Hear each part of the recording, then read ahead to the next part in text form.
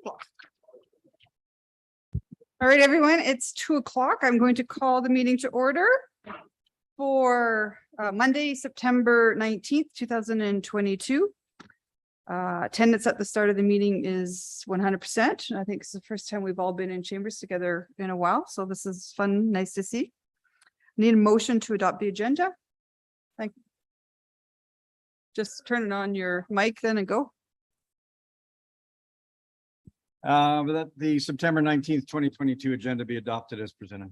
Awesome. Call for nothing to add, Mr. Fletcher. We're good. Okay. Call for the vote. Voting's closed. And that passes unanimously. This will be easier for you guys too down there. All right. We have quite a few registered speakers for today's meeting. So before I start calling people to the mic, I'll just make sure everyone understands that when you register, you're given 5 minutes to speak. I think an email or something is sent to you to confirm that. We have some registered speakers that are here on specific agenda items. So when I call your name, you can let me know if you'd want to speak now or wait to that point in the agenda. You can speak at that point as well. And then I'm going to have the staff down here ring a little bell at 4.5 minutes. I find that's the best way to, because it's hard for you to see. There is a timer on the screen. Sometimes it's hard for you to see when your time is getting close. And because there are so many registered speakers, I think we really need to keep it right at the 5-minute mark, and that just to be fair to everyone in the gallery. So the first I have, who has been registered for a long time, I feel like, talking about cat roaming legislation, is Camilla, and I'm going to get the name wrong. Is it Kakulia? Is Camilla here? Yes. Oh, you're virtual. Yes. Hi, how are you? Do you want to turn on your camera? Oh, it's not on? Just nope. Oh, sorry. That's okay. On. Oh, all right, Camilla, you can start whenever you're ready. Okay, sure. I will start right now. Okay. First, I'll present myself. My name is Camelia Căciulă, and I've been living in St. Albert for 16 years. I would like to bring to the council's attention a situation which has become unacceptable, the cat roam-free policy. I've noticed that there are a lot of cats in my neighborhood, but only few owners have chosen to adopt the roam-free rights. These cats come on our properties and poop anywhere they find a good spot, like in the planters, vegetable gardens, and they destroy all our hard work. I've tried a lot of methods to deter the cats, and I've invested a lot of money and time, but nothing worked. Some of these methods are even listed in the City of St. Albert's website. I have some pictures to share with you, if it is okay, to show you what cats did to my property. So, okay, this is from my from the front yard. You can see here the cat poop right on top of the spikes, which I put to deter the cats. And this is from my backyard. I had a planter, which was located on the tree bark area, and this was devastated by cats. I understood that currently there are no provisions for a cat bylaw in the animal control bylaw, and that this issue has been debated several times, but the council decided not to pursue cat regulations. As per my understanding, the reason for not having a cat bylaw is the lack of funds. In my opinion, this should not be an issue, since a cat tax can be implemented the same as it is for dogs. I sincerely hope that the council will revise the cat bylaw and St. Albert will be a city that all citizens enjoy living in. Thank you for your attention, and if you require additional information, please let me know. Awesome. Thank you so much, Camilla. So process-wise, we now will allow members of council to ask any questions of you, if that's okay. And then when we get to the very end of all the presenters, the councils can ask questions of our administration. So council, any questions for Camilla? I'm seeing no one has some burning questions right now. I can let you know that we have we entertained the idea of a cat bylaw 4 years ago, about approximately. And I think it might be beneficial if we could maybe get you the copy of the agenda report that council received at that time to talk about the pros and the cons and the comparisons to other municipalities. Would that help you with your quest? Yes, Yeah. yes, sure, because I have problems with the cats, but both in my front yard and backyard, and I looked at the website, and a lot of methods to deter cats I used, and they didn't work. And now I'm going to the very expensive methods, which is going to cost me a few $100s. Now I have to enclose my front yard area and put rocks in there, which is going to be pretty expensive. So I don't understand why each and every person in the neighborhood has to spend hundreds and hundreds of dollars to keep their property free of cats, when just 2 or 3 neighbors have cats who let them do whatever they want. So it's better for these 2 or 3 cat owners to prove their backyards and keep the cats there than for 20 or 30 neighbors to do the same thing. So I don't think it's fair for us. I agree. And I'll get you a copy of the report. From my recollection, the administrative costs and the changing in some of the software was going to cost the city up to $90,000. Does anybody remember that specifically? So, but I'm going to get you a copy of that report, and maybe we can have a conversation following that. Sure. You've read it. Okay. Sure. Thank you so much. Thank you. Any more questions, anyone? All right. Okay, so I have Kirsty McIntosh registered, but I've heard it's Kirsty Fulton? Okay, come on down. Thank you for joining us. Right there, yeah. Hi, good afternoon. I am Kirsty Fulton. I am one of the owners of What the First Aid. Unfortunately, my business partner is on the tail end of pneumonia and couldn't make it today, so I'm here representing us. Little background before I get into what we're looking here for today. We are both swim instructors and first aid instructors. We were employed with the city. We still are now part-time basis with the closure of Fountain. When we first heard whisperings of the Fountain closure, we knew that we had to do something to provide for our families. We're both single parents, and swim instruction and first aid is our livelihood. So when we heard the whisperings, we decided to create this company, and it's grown leaps and bounds since. We've added in aquatics ourselves when we realized there was going to be a shortage. And when we were going through all our business licensing and such now, after we got rent of this nice little office we found out that we're deemed as a commercial school. And in this area, commercial schools aren't allowed. Our office is a professional building. It has a boardroom with space. We use our tiny office as a kind of a supply closet and filing. And just, we don't always see ourselves as a commercial school. We do a lot of out calls. We do training for a life skill with our first aid. And we maybe do 2 in-house trainings per month. And our aquatics is actually in Edmonton. So aquatics isn't part of our business licensing here. It's just looking maybe for bylaws to change with that commercial school description or what's allowed where, as we are in a facility that does allow this kind of space. It's just the bylaws don't allow it, and be nice to see changes that allow small businesses thrive instead of being put into maybe an area we can't afford rent, as it would be about 5-6 times the amount where commercial schools are currently allowed. I got you on the side. Sorry.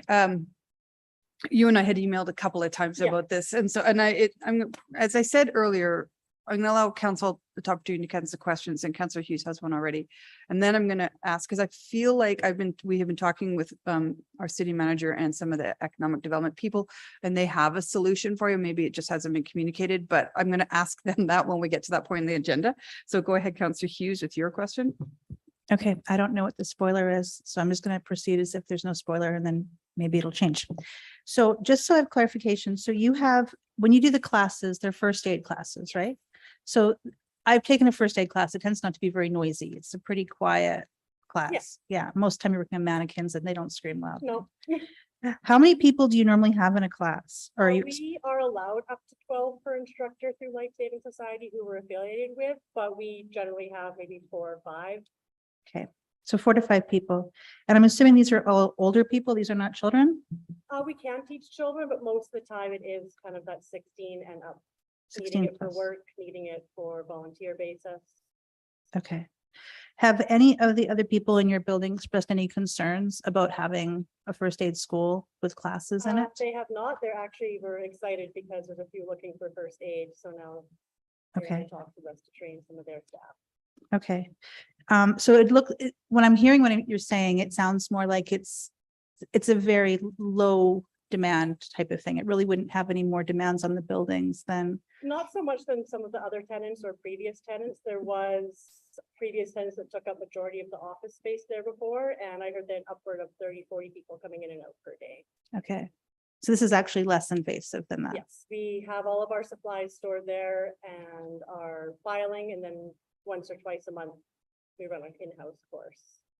So when you found out that you couldn't do the schools there, you were looking at other locations, and you're saying that if you were to go to ones that actually are currently permitted for commercial schools, the rent would be significantly higher and you basically couldn't afford to do business. Is that what I'm hearing? That's correct. From what I could find online on the website, it was kind of difficult to navigate, but the district that commercial schools were allowed in were more of your high traffic areas downtown and a few other areas like that. And we all know downtown pricing for rent can be quite high. And we would basically have to close up if we had to go into a high rent location like that. The benefit of our place right now is we pay rent for our space. That's our office, but we get free use of their boardroom. That allows us our space to train, where if we rent a space that had enough room for training ourselves, would be that much bigger an office, so then the rent increases as well as our square footage. So the location of this is, if I remember from your emails, it's called Boardwalk. Is that right? I was told it's the Boardwalk District. So where is that? At 14 Mission Ave, so it's actually a mixed-use condominium and professional business center. So the professional business center is on the main floor. There's a bunch of offices and there's a boardroom off to the other side of the building. Okay. So it's just right off the trail is what I'm hearing. Yes. So Okay. I could walk it in 30 seconds. Okay. Okay, perfect. Thank you. Appreciate it. Any other questions from members of council? Okay, so Christy, don't go anywhere because we're gonna get back to this when I get to talk to the staff on this one. Okay, thank you. All right, next on our list, council, you may recall, probably sometime during the pandemic, we had a request for probably our very first meeting with the Friends of the Northern Alberta International Children's Festival Society, long name. And we managed to have a virtual meeting, and then the chair, Mr. Dean, had requested a second meeting, and he and I have had coffee since, and I suggested to him that instead of meeting with council twice a year, maybe that we would meet with the society once a year, probably shortly before the festival, so maybe March, April, whenever. But it would be nice to actually have them come and present to council, and then thus also very publicly the successes and of the festival. So shortly after the festival, I've invited them back down. So Mr. Dean, you have yourself and then 2 board members speaking with you. All right, so we'll call you up when who's speaking, just so I can.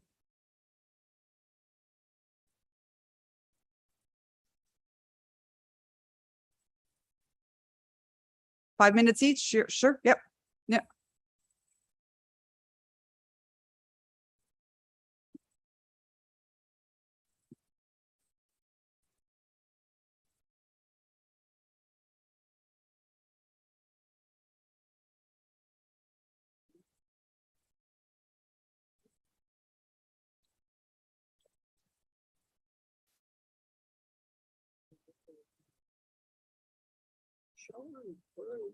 Okay, actually, I think I got it.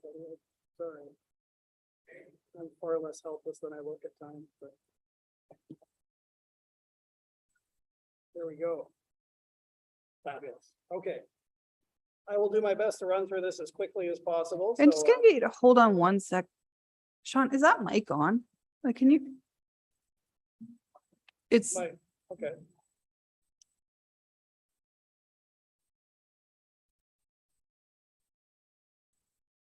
Is the mic here? It's like the bar kind of right behind the screen. Okay. Yeah, unfortunately, I guess the laptop maybe obscures it somewhat, but yeah. If I close it, then we're gonna do double. It's fine. I just, even the All right. previous speaker was hard to hear. Okay. Is that any better?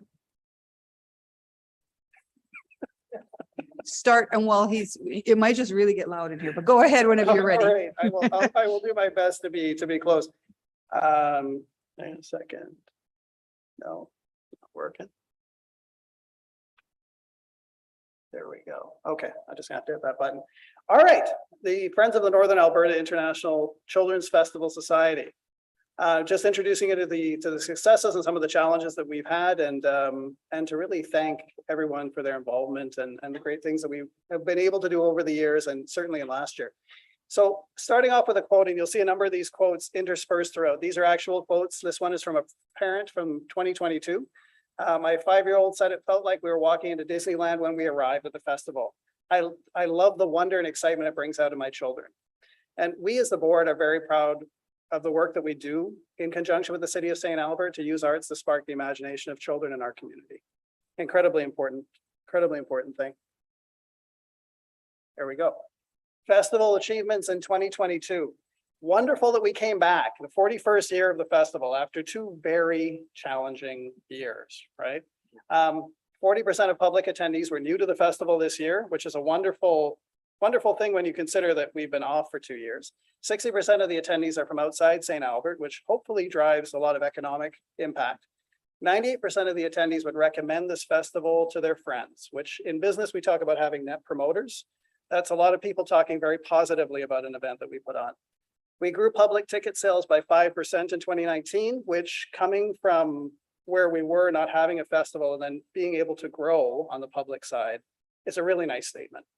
And then all of our volunteer positions were filled up weeks ahead. We brought 15,000 people to the downtown core, and we managed, even through all the difficulties, to maintain 80% of our sponsors. And some of those losses were really due to COVID related programming, where we couldn't have things like Toddler Town due to some of the COVID restrictions. So people who had sponsored that maybe had to switch and change, but we managed to maintain 80% of them. Board achievements in 2022. So we've assembled an incredible group of board members with very complementary skills. And some of them will get a chance to introduce themselves after this, but we have a wide range of people who have come from business, community, media, lawyers. We have an accountant on the board who are all very accomplished business people. And it's a wonderful mix and a wonderful group of people to work with in support of a really great cause. Successfulully increased the outwork reach to key stakeholders, including City Hall and to schools. This is the first time that you guys have granted us this opportunity to present in council. So I thank you for that. It's wonderful. And we secured a new grant for $25,000 to focus on multicultural and Indigenous opportunities. We fundraised about $10,000 through various events and initiatives. And one of the most important things to me as a business person, I'd look at, and I would say the hard dollar cost to the city was $95,000. And the board raised $153,000, right? So it's a really great example of a public or community partnership. And very great value for money when you consider we're free. So it's also a nice benefit, right? The programming, as always, was wonderful. It reflected the cultural diversity of our community. A wide range of different things were able to be presented, giving kids a wide range of different experiences. Another quote, this one from a teacher: "The festival does a great job of making my students feel welcome. I always feel like we belong." The festival has a long history of collaborating with our educators and students, not only in St. Albert, but across the surrounding communities. St. Albert represents 40% of the attendees, right? So the other 60% come from outside. 97% of teachers feel the festival is a safe and inclusive environment. And the inclusive education students really love the festival and all of the sensory and interactive installations such as walk, walk, dance. These were a highlight. And it's just about bringing more people into the tent, so to speak, so they get to experience it, which has been wonderful. And then our successes to date and our goals for 2023. Grants in 2022, we said were 143K. We raised another 10,000 on top of that. But this year we're targeting 220,000 in grants. and which would be over 50% growth in 1 year. So a lot, and that's very much a collaboration between us and the folks at the city that we work with. We've built a wonderful team, both the board, we have a tremendous board, and then also city staff. The group that we have, we work really, really well together. And we intend to hopefully build on that success. Number 3, we want to get schools back. So schools last year were really challenged in coming back. And we still managed to get 5,000 students out to the festival. We're hoping to double that for this year, get 10,000 back out. In a full year festival in 2019, we were able to get 18,000 out. Now it's more days, right? So we're slowly bringing that back, but that's ultimately where we'd like to go. We managed to secure a new federal grant to support that engagement, grow sponsorship, and we continue to build awareness of the festival and ensure that the Children's Festival remains a cultural cornerstone for St. Albert. 20 seconds left. We have attended, another quote, we have attended the festival every year since my son was born 22 years ago. He still wants to go. Thank you for allowing our youth to experience the international talent and culture we would never be able to afford otherwise. It's an affordable, uplifting family experience that has become an integral part of the St. Albert brand. And thank you. So I'd like to introduce Crimson Sumners and some of our other board members. I'd like to say a few words. Thank you, your worship, and councillors. Usually I come here hand in hand with something that I'm asking of you. And today I'm just here to say thank you. From our board's perspective, my division's perspective, I really do believe this is such an incredible event.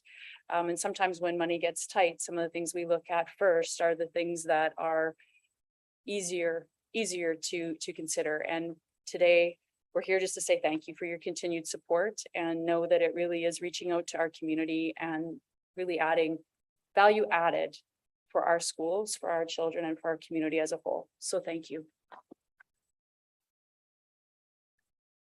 No, I have nothing further to add. Okay. Kevin Jones. Thank you again. Thank you for your support and your continued support of the festival. The opportunities that it provides for our community are tremendous. Beyond having the availability for children to see such a wide range of arts experiences. It's not just going to a play or going to see a concert. They get to experience it all and all different kinds of art forms. And then they start to imagine themselves in places of, gee, this could be me. It's also a great place to bring our community together. When they talk about the volunteers and the coming together of volunteers, lots of those are our youth in our community that remember going to the festival, and then they come back and they want to continue to support it. And it's incredibly rewarding to see that. And then I ask, if you reflect and ask your children and your families if they remember their trips to the festival and what it provides. So just on behalf of the board, thank you for continuing to support the festival. Council, my name is Connie Regular. I'm the treasurer on the board and joined nearly 2 years ago during COVID. So 2022 festival was the first opportunity to get to see the scale, the quality and variety of the artists and performers that come to the festival and the excitement that it brings to the city of St. Albert and surrounding communities. The arts is so integral to the fabric of our community, and this festival truly fosters a love for that within the children. And there was just one little story I wanted to share that really embodies what the festival brings to the children of our community. During one of those photos earlier was a drum speak workshop. And there was this little 5-year-old boy at the drum speak workshop who was just enthralled by watching the artist perform and teach the children how to drum on the traditional African drums. He was so shy, he almost didn't partake within the workshop, but slowly over the course of the 30 minutes, he got brought in, and watching the joy light up in his eyes as he fell in love with the drumming and grew confidence within the arts. It was really special to see, and I felt was a wonderful example of what this festival brings to the children and can have an impact on them for life. So thank you for your continued support and for bringing this to the children. Papa, I just wanted to say thanks again. These are just a few shots from the festival. It's a shameless plug on the far right side. Those are two of my kids. So I drag them out, and they go back to volunteer every year. They actually ask, they said, when is it coming up? When can I go back to volunteer? But it's a wonderful thing. It brings community together. It does it in an affordable way. And it's a great example of that community partnership model that just works. So thank you. Awesome. Well, I'll start with thank you to all of you.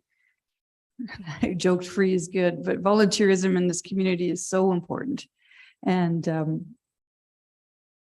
you know, we're facing some tight budget crunches this year, and the festival could have easily been a place that we would look, but I don't see any appetite on this council ever to withdraw or lessen the support that the festival get. It does mean a lot. I think St. Albert is recognized by that festival, the farmers market and the children's festival. Those are the two things that people remember. And I could ask my kids if they remember, and they do remember because we've lived here our whole life. I think my kids attended a school with Mr. Jones and we would go down to the festival, and then they as well volunteered for many years there, mostly so they could get out of junior high, but they loved it. It was great. I have a picture and I think a video too of a bunch of regional mayors doing the walk dance this year. We did it. We had a check presentation on the side of the building and we were running around dancing with the walk dance. It was fantastic. And the other thing I want to point out is there's always a conflict with the FCM, or the Federation of Canadian Municipalities Convention. It's always the same time as the Children's Festival, but not this year. It's the week ahead. So we will all be in town for the festival. So whatever we can do to contribute, to dance, to dress up, whatever we can do to make the kids laugh, I would love to be part of it. So We're going to take you up on that offer. for sure. Yeah. Councillor Mackay has a question. Yeah, I don't know whether I'll volunteer to dress up, but maybe I. The comment I had was, I know you're looking at $220,000 in grants this year. Is there any additional ask of the city? No, we haven't made any additional ask of the city. And you have to also remember, we're building back up, right? So we're coming back. So, you know, ideally we have enough in the kitty to keep adding days, and there's enough demand to do that, but it's a process. So, yeah, hopefully so far it's looking good, but. Good. Yeah, and I was just thinking, Councillor Broadhead wants to be on stilts, I think. They would have to be reinforced. Yeah. But the other opportunity, I mean, we have the chamber sitting here, the Chamber of Commerce, which is a big business, and there could be an opportunity. And I don't know whether or not you have a relationship with the chamber at all. Do you? We have been connected, but nothing has really been formalized. And so that'd be a really good thing for us to do. Up until this year, we weren't even sure the festival was going to go, right? And it really was, you know, some brave people at the city who kind of took a shot and said, you know what, we've got to do this, right? And so we're there to support. So we were there. But this year we'd like to be a lot more intentful. So that would be great. Well, good. There's only two ways out. So, I mean, if two of you stay at this door and two of you stay at that door, Shelley and Gary will not be able to. There you go. There you go. So anyways, all the best. Thank you and congratulations. Yeah, Thank you. and thank you. 153,000 this year, more next year. I think building up is exactly a good description of what you guys are doing. Did you have positions still available on the board? We talked about that. I'm seeing a no and a yes. Yeah, well, so we are going to be looking at the succession planning. Okay. And yes, I think we discussed that we have to, there's some things that we'd like to do more, which would really be around building out sponsorship, which has been challenging over the last couple of years. And now Alberta comes out of this economic lull and people have more money. So, you know, we need to re-engage in a lot more For sure. serious way. Mhm. So having people who could help us do that is rather critical. And then adding to a great group, having other great ads would be fantastic. Well, congratulations to all of you. It's nice to see you all here in person.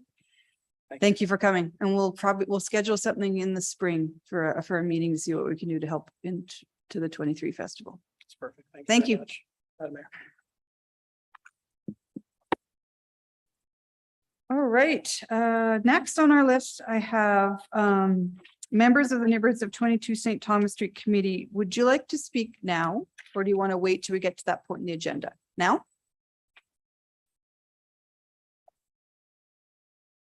So I've got Judith Hurley says here, but I know her as Judy. And Ken Kachula, you both going to speak together?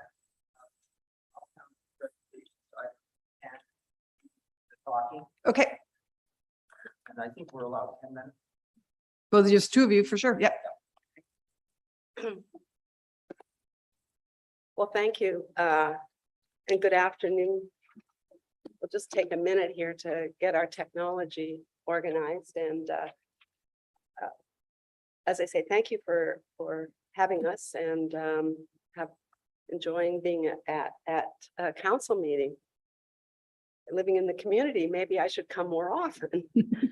Are we okay? Are we set to go? Anytime you're Okay. ready. Yep. All right, we're ready to go. As we mentioned, we're here with a presentation on behalf of the neighbors of Lot 22 Committee. In this presentation, we are requesting the City of St. Albert to continue holding the ownership of Lot 22 until future use of this property is found to benefit all residents of the city. Lot 22 is considered by many residents in St. Albert to be a unique, valuable property due to its location in the center of the city. Designating Lot 22 to be Millennium Park East will reserve Lot 22 for future development. A park on this underdeveloped city property east of the traffic circle at the junction of St. Anne and St. Thomas Street would provide an open grassed area with mature trees and could be considered for inclusion in the future design of Millennium Park West that would be located alongside St. Anne Promenade. One possible development on Lot 22 that we thought the city could consider building in the future was a dual-purpose civic office building that would include performing arts community.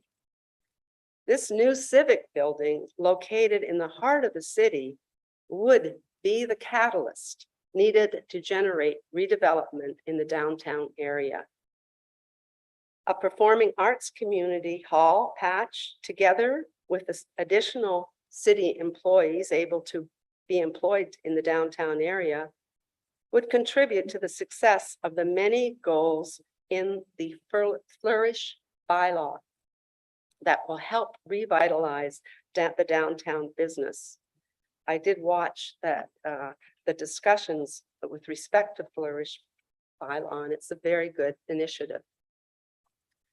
We believe Homeland Housing's proposed mixed use building on Lot 22 will not be the catalyst needed to strengthen downtown redevelopment.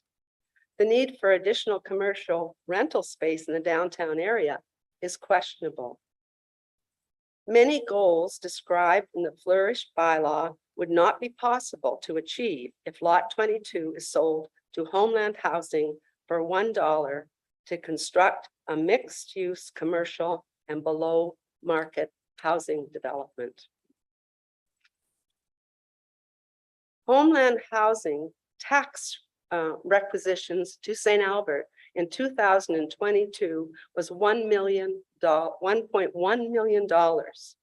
And the other 9 communities where they manage housing facilities under the authority of the Alberta Housing Act, they requisitioned an additional $2.1 million.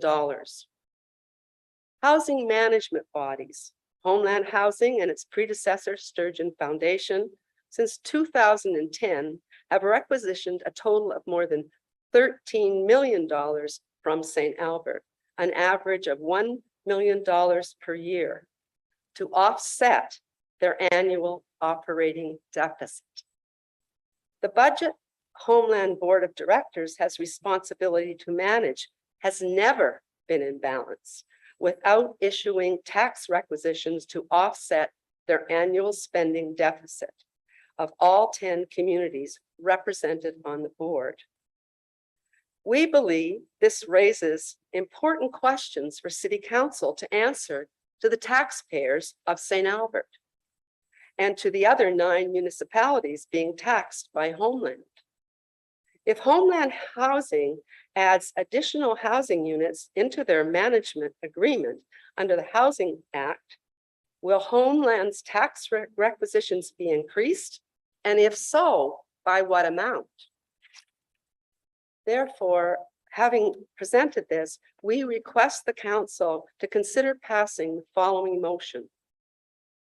The city of St. Albert hold the sale of lot 22 on St. Thomas Street for future development that will provide benefits for all residents of the city. And a second motion that henceforth lot 22 be named Millennium Park East. Thank you for allowing us this opportunity to present our concerns about the proposed sale of lot 22. And I did it in 5 minutes rather than 10. So I can leave room for somebody else. All right, Mr. Kachula, do you want to speak as well? Or are you just He was both here. here now to answer questions? Yeah, we can answer some questions, yes. Okay, We have a situation where the people that put the presentation together, unfortunately, due to circumstances, were not able to attend today. So Judy and I, we agreed to put on the presentation. So if you do have any questions, if you can, we probably would prefer that you hold off and send it to us so we can get back to you on it, because Dale and Skip did a lot of work on the program. okay. And we just are not, I think, comfortable enough to be able to answer what. We want to be able, sorry, I'll just interrupt for a second. We want to be able to answer them, and Dale Rokosh has done extensive research, and he had to be in Regina.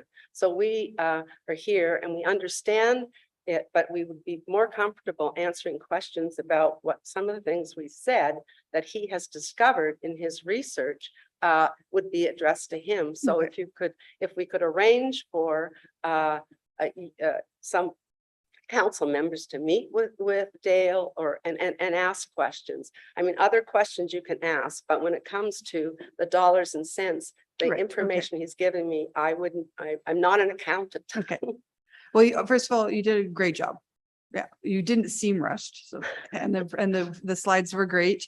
If, you know, we are kind of faced with the decision today, so I'm not sure if we're going to be having time or if there's going to be a motion to delay this. We'll see where it goes when we get to there. But I do know that Councillor Jolly has a question. If you don't feel that you can answer it, then we could take a note. Yeah, I will let you know. Yes. So go ahead, Councillor Jolly. Thank you. It's a really quick question just about your last slide about the tax requisition.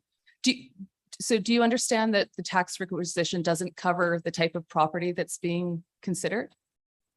So that We can't answer that. Okay. Yeah, why don't you explain it? So just so you know that the tax requisition doesn't cover any kind of operations having to do with the near market housing, which is what's being proposed in St. Albert. It only covers for looking at Raymond. It's for seniors who are requiring kind of additional supports in housing. So it wouldn't cover this building. So you're saying that there would be no increases in taxes if Homeland builds a unit with more units, that we won't be taxed? Yeah, this has nothing to do with So that. there's no tax from St. Albert residents going to that? That's right. Okay, but there is now from Homeland Housing. Homeland Housing, we pay on our tax bill every month to Homeland Housing. Yes. Where but- does that go? So that's for supporting seniors basically who need to live somewhere. Do you want to That's list, do you want to list the properties here in St. Albert? There's the Oh, so we Mission, have Northridge Place Northridge. and Raymond will absolutely. be I'm gonna speaking bring you up later, in and a he'll be minute, addressing yeah. that later. Yeah. So he'll talk about that kind of just to clarify Yeah. that later. And the one right on the river, Mission. Yeah. Yeah. The what? Yeah. Yeah. So Chateau Mission Court right on the river Yeah. is the one that would be supported by the the tax requisition, requisition. yeah. So I just want to be very clear with that graph that that's not what we're talking about today. Okay. Thank you. Yeah, Thank you. just so you know. Any more questions for either Judy or Ken? All right, seeing none. So we do have Homeland here, and we also have Vice Chair of the board speaking. So hopefully you'll stick around and listen Yes. to that conversation. Perfect. Okay. All right, actually, next I have His Honor, the Mayor of Westlock and the Homeland Housing Vice Chair, Ralph Lariger. Ralph, there you are. Did you want to speak now, or do you want to wait till we get to this topic on our agenda? If I could speak now, Your Worship, where I'm commuting to Calgary, as you know, for our conference, so we've got a I was pre-conference. going to say, hopefully you're packing your bags to go to Calgary right after this. Absolutely. All right, yeah, I'll take your 5 minutes now and there probably will be some questions for you at the end. Great. Good afternoon, Madam Mayor, Council. Thanks very much for the opportunity to speak to you briefly about affordable housing and our housing project in the town of Westlock. So my name is Ralph Lerger. I'm the mayor of the town of Westlock and the vice chair of the Board of Homeland Housing. So I'm here to talk about the town of Westlock's experience with building a near market housing project. Westlock Place is our project and it was built in 2009. It has 24 suites and it fills a critical need for our little community. Its original concept was geared towards hardworking people who simply could not afford decent housing because of a wide range of issues and situations. The project was a partnership with our local Royal Canadian Legion and with the Westlock Independence Network, who has 6 suites available for their clients in the facility. At the time of the proposal, there was pushback from the immediate neighbors for sure. There certainly was, and that's pretty common with any type of development, not just this type. I think the most common responses that we heard at that time were, I'm not against this type of development, but I think it should be somewhere else. So our experience is that the best way to deal with issues for neighbors is by building community and through great planning. Just like any development, you need to deal directly with the issues that could have a negative effect on the neighbors. Do a good job of addressing things like parking constraints, stormwater management, nice landscaping, and quality and aesthetically pleasing architecture. So how did it turn out for Westlock? Well, it turned out great, actually, is how I would describe it. There's still a strong demand for suites, so it's really filling an important need in our community. Many of the tenants are long-term tenants and take a great deal of pride in their homes and in their community. The vast majority of our tenants are hardworking folks who, for a variety of circumstances, might easily fall through the cracks without a little bit of a hand up. I think the most important part of our story, however, though, is the transition from being owned and operated by our municipality to being transferred to Homeland Housing. Owning and operating near market housing is not a core business for municipalities, as you folks know. But back in 2009, our need told us that we needed to step outside our comfort zone, and so we forged ahead. In 2014, the Westlock Foundation signed a management agreement with the then Sturgeon Foundation. And after a brief trial period, all of the municipalities involved could see the benefits of amalgamation of the boards, and Homeland Housing was born then. To our council, it just made sense to transition our housing project to Homeland. They specialize in building community, in providing affordable housing and a wide variety of seniors housing to our citizens, and they've proven to be very good at it. So ensuring that Westlock Place stayed true to its original intent was, I think, of utmost importance to our council and our administration, and Homeland Housing has made a great partner in doing that. I would just close with the population of Canada is predicted to grow significantly, and Alberta will undoubtedly play a large part of that growth. So the need for housing that is affordable will continue to be a growing concern for every community. And I think a partnership with Homeland Housing is a great fit for the city of St. Albert to address its continuing growing need. I thank you for your time and certainly open to answering any questions that you may have of me. All right, thank you, Your Worship. We actually do have some questions popping up. So Councillor Hughes, go ahead. Thank you. Thanks for coming. One of the questions that was posed earlier this year was just about the fact that Homeland's not paying some property taxes to some municipalities, and it appears because they have an agreement, they don't need to. And so what I'm wondering is, just for clarity, there's never been a time where you were owing property taxes and you didn't pay them, right? Oh, no. Okay. And We, With- we have tax exempt, we have through Copter, we have tax exempt properties, just like every municipality has. okay, so you're not expecting to have St. Albert waive the property taxes on this property once it's built? I'm not going to speak I'll let Raymond speak for the project. I was asked as a member of the board and as the mayor of the town of West Log just to speak about our experience with it. Okay, is Mayor Raymond coming? Or Yeah, he'll be up later, right? Okay, then I'll ask them then because I'm not asking you that. I just I'll want to defer the questions that are better suited for Raymond to Raymond. Awesome.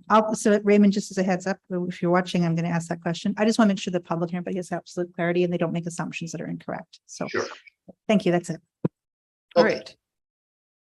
And I actually see no more questions. You had one, but you're good. Let's cook. Okay. Thank you. We will see you down in Calgary. Excellent. Thank you Thanks very for sharing your experiences. Okay. All right. Next on my list, I have. Well, is Raymond, do you want to wait till we get to the agenda item or do you want to speak now? You can wait? Okay, yeah, because we'll probably get into a fair amount of questions when we get to that agenda item. Thanks for doing that. And then finally, I have Mr. Gary Wetch from the chamber. Sorry, again, I'll give you the same option, Mr. Wetch. Do you want to wait till we get to the topic? Gary, oh, you're good? Okay.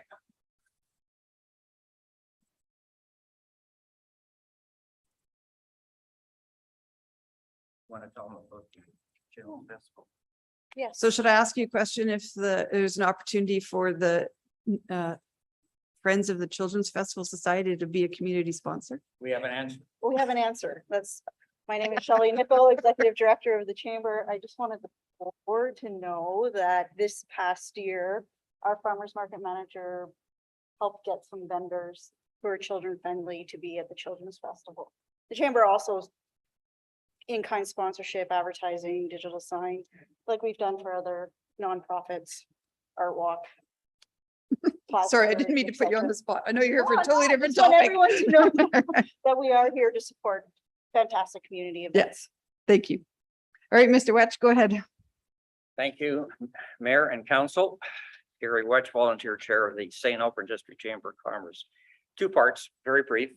The predictable part is the letter I submitted to Council, and I'll read it for the record. Then I want to talk about something out of the box or throw the box away. Firstly, before I start, all of us appreciate your challenges. The St. Albert District Chamber represents over 720 businesses, many of them struggling with the lingering effects of COVID and now faced with incredible inflationary cost pressures in all areas of business. It is this situation with mind we encourage you to hold the line on taxes in the upcoming budget. Our members have told us they're not able to absorb not only tax increases, but the other costs that are affecting them daily, if not hourly. And in fact, I would refer you to St. Albert Today's yesterday article on what restaurants are doing. It is frightening to reduce costs. It is a serious issue. Property taxes are a big item, but not the only one causing us concern. User fees, utility charges, franchise fees, other taxes add to the tax burden. As you're well aware from your own financial statements, energy costs have gone through the roof. And we are aware of certain companies that are cutting back because they can't afford power. In an unregulated market, governments around the world face this problem. Industries are crushed. We're advised that some industries are factly discontinuing due to the price of power.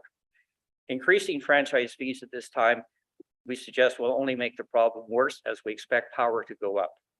After all, those energy prices mean the city's franchise fees revenue in 2022 is already projected to exceed your budget by, we estimate, over $1 million before any increase to that rate. Analyze, predict these costs will continue. And bear in mind what our homeowners, businesses are seeing every month on the utility. It is a negative thing. Talk to your neighbors. Our first recommendation on a positive is to ask your administration to present to council 3 scenarios. Because at the chamber, we're asked to say, if you have a 2% increase or 0, what does it mean to me personally? And we and the chamber have offered in the past roundtables, communication ways to educate the people, understand what your limited choices are. We asked for you to look at a 0 increase, a 2% model, and a 4%, but excluding any franchise fees.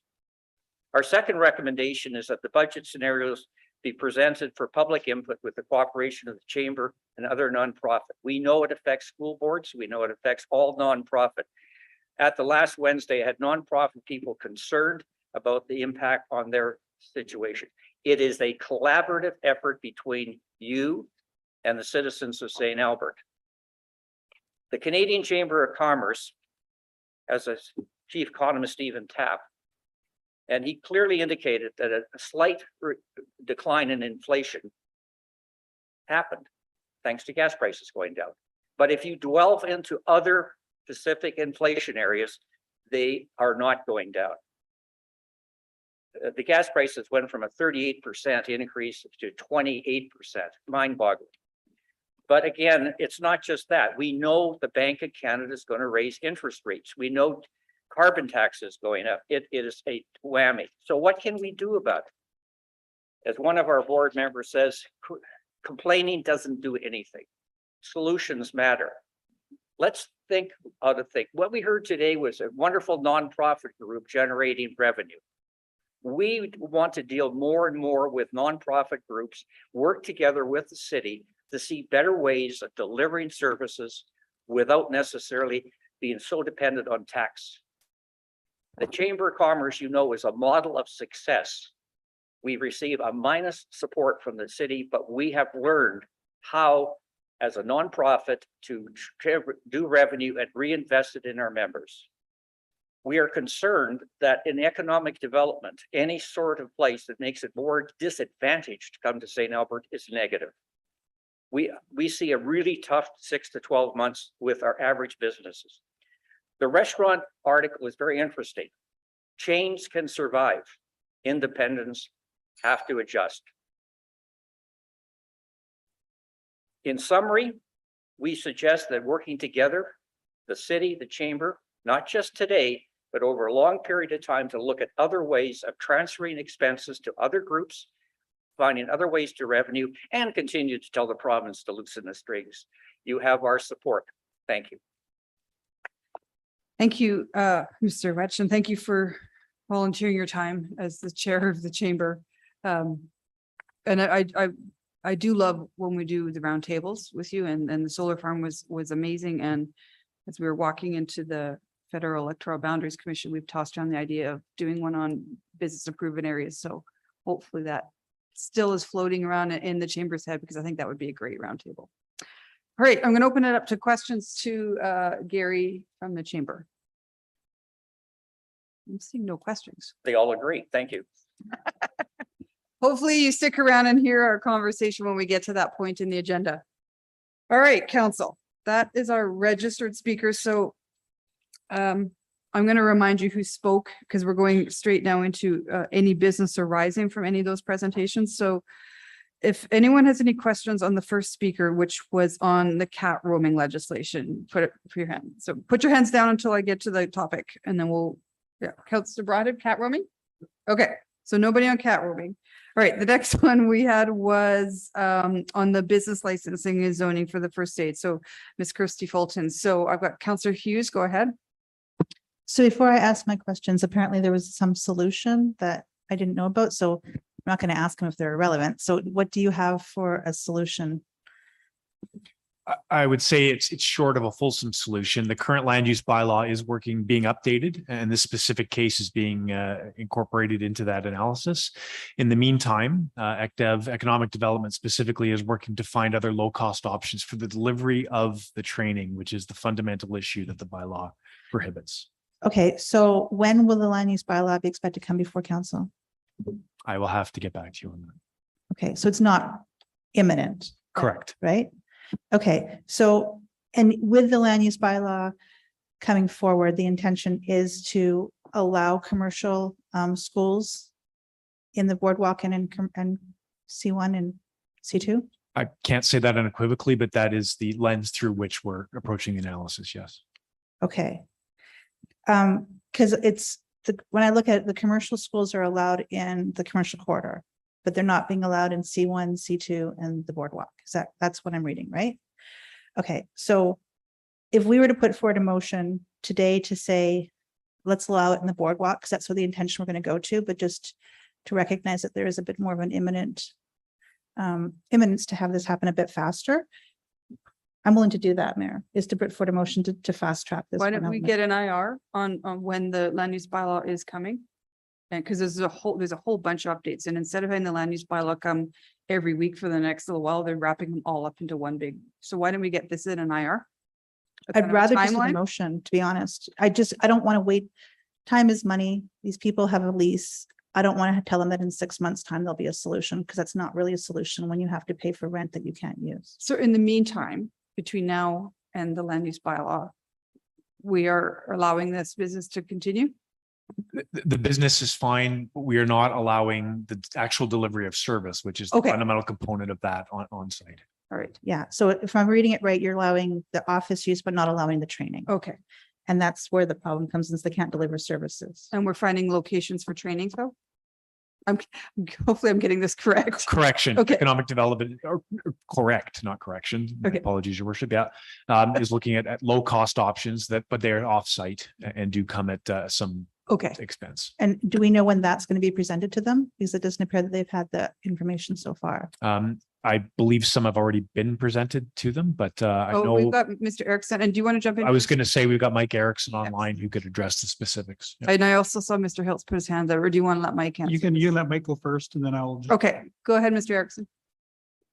Sure, I think Mr. Fletcher did a good job there. So those options, there has been an option presented to them.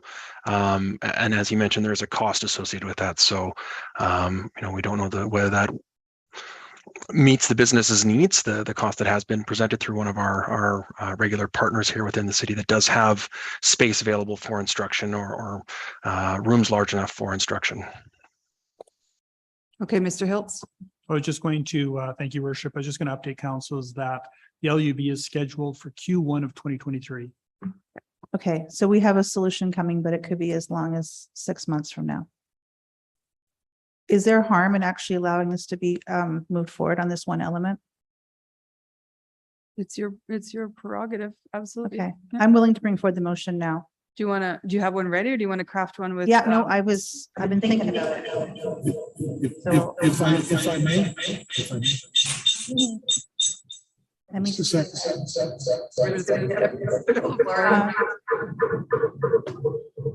I was willing to put forward.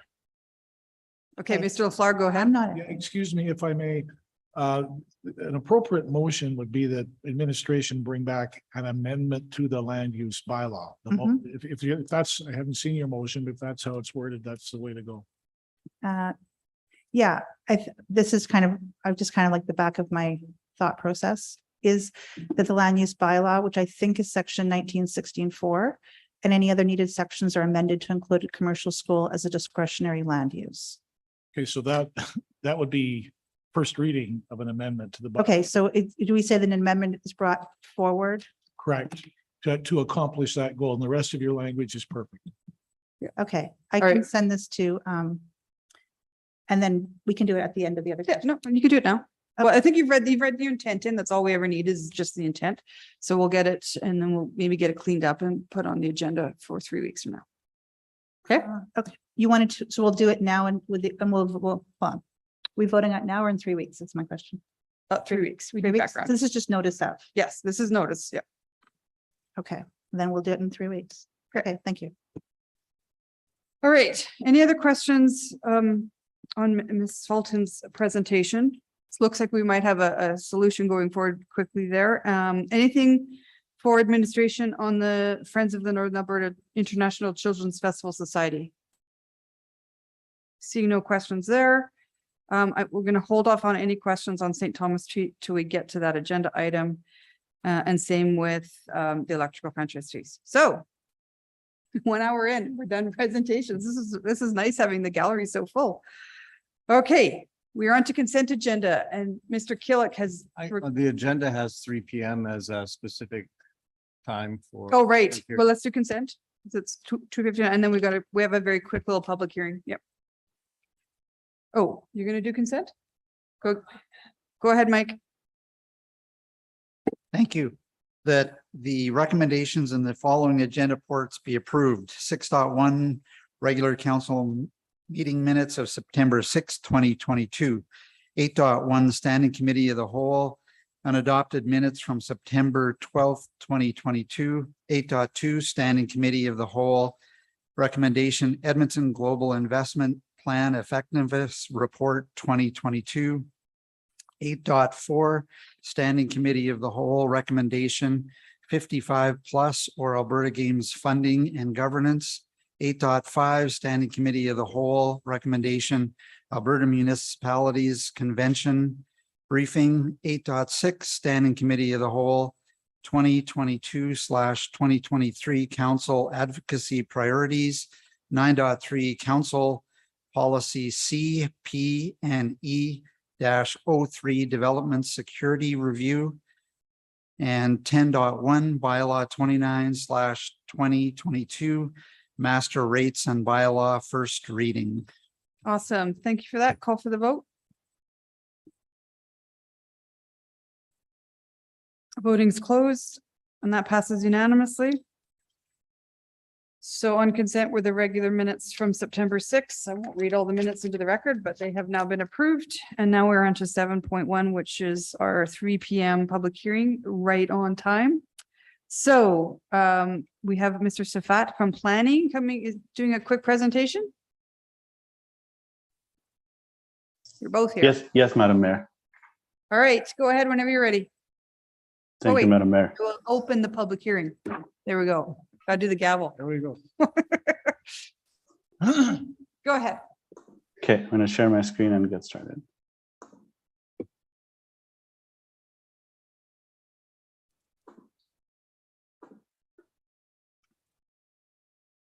Can everyone see?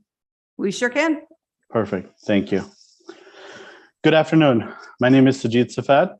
I'm here from Planning and Development today to present Bylaw 25, 2022 to redistrict Joyle Park in the Jensen Lakes neighborhood. Joyle Park is located in the Jensen Lakes Area Structure Plan. Jensen Lakes is a partially developed neighborhood located west of St. Albert Trail and north of Villeneuve Road in the northern portion of the city as shown on the map. Bylaw 25, 2022 is a city-led amendment to the Land Use Bylaw, Schedule A, which graphically identifies each parcel of land in the city and its current land use district. When there's a change in the land use district in Schedule A redistricting occurs. Joyle Park is located in the southeast portion of the Jensen Lakes neighborhood. In the Municipal Development Plan Flourish, this area is designated as neighborhoods, which allows for public parks. The Jensen Lakes Area Structure Plan designates the park parcel as parks, which conforms to the proposed redistricting to the public park district. Access to the public park is provided through Joyle Way to the north and south. The city-led amendment proposes to separate the land use bylaw district for the public park from the school sites. The park and school sites for Joseph M. Demko School and Sister Alphonse Academy are currently districted Public and Private Services PS district in the land use bylaw. Standard practice within St. Albert is to district school sites as public and private services and district public park sites as public park district P. The proposed redistricting will separate the public park site by districting it as public park district to be retained by the city of St. Albert as a public amenity. A park is a permitted use in the public park district. The park and school sites are developed and have been operational since 2019. No physical changes to the park or school sites are being proposed through this redistricting.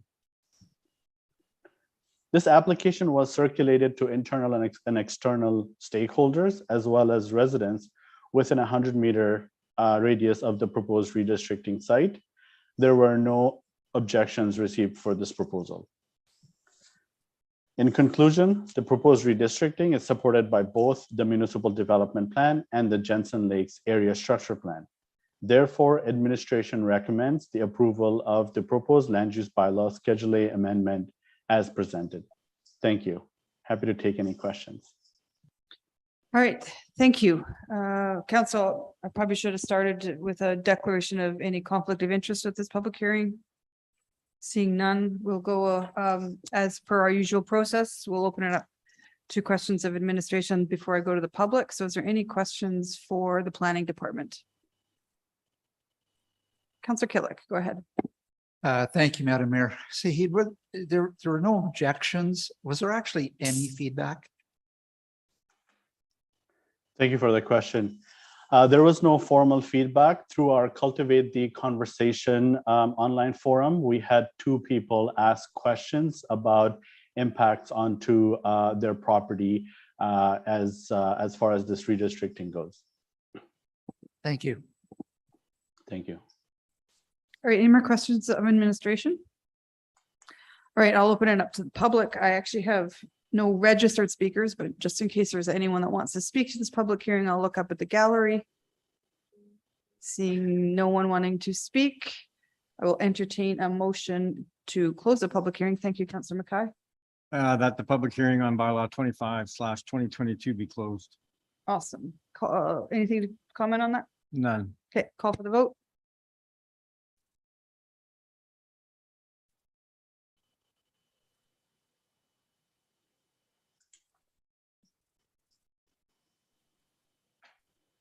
Voting's closed and that passes unanimously. Councillor Mackay, are you willing to continue? Oh, yeah, for sure. Thank you. I'm just waiting for that. That bylaw 25/2022 being amendment 213 to the land use bylaw be read a second time. No comment. No comments? Anyone else? Call for the vote. Voting's closed. Passes unanimously. Third and final. I'm just waiting for it to come up. There it is. The bylaw 25/2022 be read a third time and no need for comments, I don't believe. All right, call for the vote.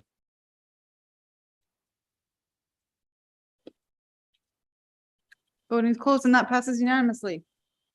So you wish all public hearings would be that fast. That was well done, guys. All right, now I'm going to read everything that was on consent, probably. So the next thing on the agenda, which was on consent, was 8.1. So that was just the minutes from our September 12th committee of the whole meeting. 8.2 was a recommendation that read as follows. That the report entitled Edmonton Global Investment Plan Effectiveness Report 2022 attached to the administrative report bearing the same title be received as information. And that the second part of the motion concerning Edmonton Global Reporting passed on September 13th, 2021 be amended to add the words in Q4 following receipt of the Edmonton Global mid-year update at the end of that part of the motion. So we'll continue to see that update just a little bit later in the year. 8.3 was also on consent. Oh, no, 8.3 was not on consent. We pulled that off. Councillor Hughes, did you have questions or did you just want to register a different vote? No, I actually had a question. Okay, go ahead. So the question I had is I heard, and I just want to have clarity, that if the downtown wanted to form a BIA, that they could do their own survey and present that to the city for consideration, that we don't have to actually administer the survey to accomplish this goal. Would that be correct? That would be correct. So how much money are we paying for the survey then? I think it was said that it was covered off in the active budget. Yeah, but that doesn't tell me how much we're paying for it. Okay. I will defer to Mike Erickson if he's got the estimate.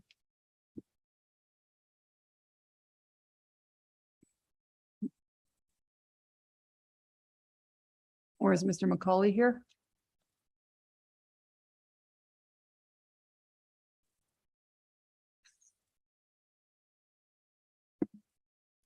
That being the case, we'll have to take that and get back to you, Council. Well, it kind of depends on how I'm going to vote. So that's why I'm curious as to how much it is. Is there any way we can get Mike on the line? Yes, there is. We'll try and give him a call. Okay. I don't know if anybody There's else. a lot of people texting right now. Again, I don't know if it's you or Mike, but as a follow-up, why are we doing it then if the businesses can do this themselves? I would say, Councillor, philosophically, it was a joint endeavor. We were going to support and enable that piece as well, but which doesn't strictly answer your question. I think it was really about us providing the impetus and support to the businesses so they could do it. Okay. Oh, there we He's go. coming? That's awesome. Thanks for joining us again. Apologies. Okay. Okay. So I'll just go back to the question I had. My understanding was that if the businesses wanted to do their own survey and present that information to the city, that they could form a BIA independent of us conducting this survey. Is that correct? Or do we have to administer the survey for it to be valid? No, your initial statement is correct, Councillor Hughes. So how much money are we paying to do this? I know you said- To conduct a survey? Yeah, We don't have a price tag right now. We're at this point trying to determine whether we would do that in-house with existing staff or whether we would contract a portion of that out. okay, so we don't know, because I'm trying to figure out why we would pay to do it if they can do it themselves and then just tell us if they're interested to do it. Like that was the one after reflection. That was what I'm trying to figure out is why are we using, and I realize we're saying we're using it in our current budget, but we're still using up our current budget. So I'm trying to figure out why we would do it when they can do it and then just tell us that they would like it.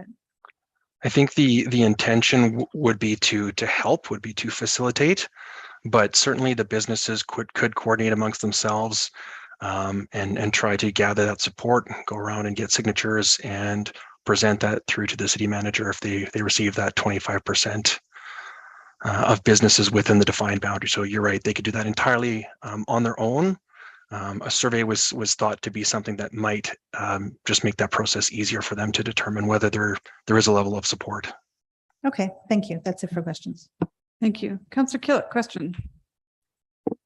Thanks. I think trying to drive things downtown, we don't know what we don't know. So we start with a survey. Has anybody taken a look at whether this type of a survey, when it goes out, is it open-ended or does it lock us into, once we get the survey and we get the results back and it says 25% potential? Yes. Are we locked in to doing that, or because I don't want us to get ahead of ourselves. I want to make sure that it's an open-ended survey. Yeah, that nothing would lock us in until the businesses actually presented their request with 25% of signatures. But I think Mr. LaFleur, they can tell when he turns on his mic because we get the echo. We always know it's you. If I may. Go ahead, please. Madam Mayor, yeah, you've made the point I was going to make, that the survey has no legal significance. The only thing that triggers us to act is a written request to council with the signatures of at least 25 businesses. Yeah. If that happens, whether or not there's a survey, we have to bring it forward, right? If that doesn't happen, we have no basis to bring it forward. That help? Okay, awesome. And that request would not be coming from the city, it would be coming from the businesses. That's a key point. Yes, Right. It's business driven, not city driven. Thank you. Councilor Bermansky. Okay, as mentioned, I had these same questions in committee of whole and voted against it, but I have a few more questions now. As the city, could we not have just been an introductory role rather than an advocacy role to the businesses? Because I mean, the business development addresses the city essentially to get the $100,000 commitment to take the taxes from the businesses to apply to their group, correct?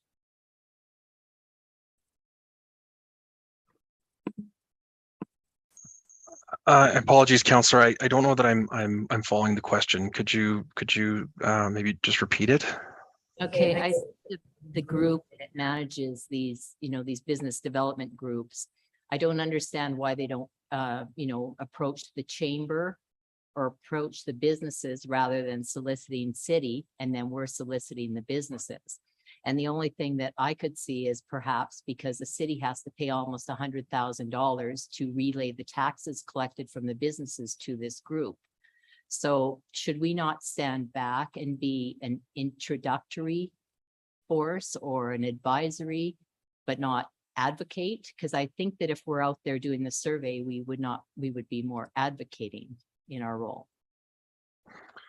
Administration's intention behind this is really to inform. I think during our presentation at the committee of the whole, really trying to help council and if as we go forward and provide information to businesses, information on how this legislation works, how these BIAs serve as a potential tool. So there are advantages and some disadvantages to going down a BIA path. So I think that's really our intention here, is to make sure that if businesses are going to make a decision on this, they're going into it with all of the information in front of them. Okay, but should we not just have provided that information before we decided to solicit the survey? Could the BIA group just not go to the businesses rather than the city route is I guess my basic question. Go ahead, Mr. Fletcher. Did you want to jump I was just going to ask Councillor, I apologize. I'm unclear what you mean by a BIA group. Yeah. Okay, the group that would, okay, so if there's a business development planned for downtown, there's a group that will provide all the services to them. That's where the $500 taxes from each business would be going, is to that group. I see it as that group approaching the city so that we pay for the other $100,000 to transfer, to collect those taxes and provide them to them. So I think that we're being approached because we're the middle person to bring the dollars to that group. So should that group not be approaching the businesses directly rather than us approaching the businesses?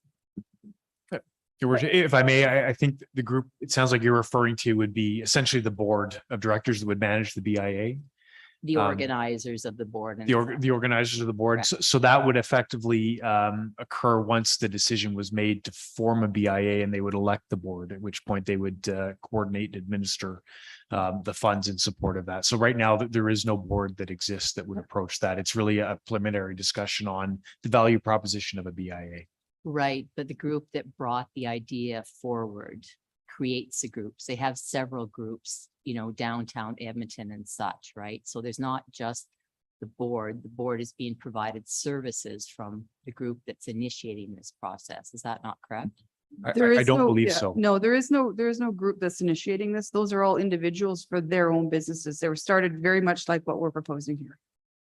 Okay, but the downtown ones are separate from St. Albert, correct?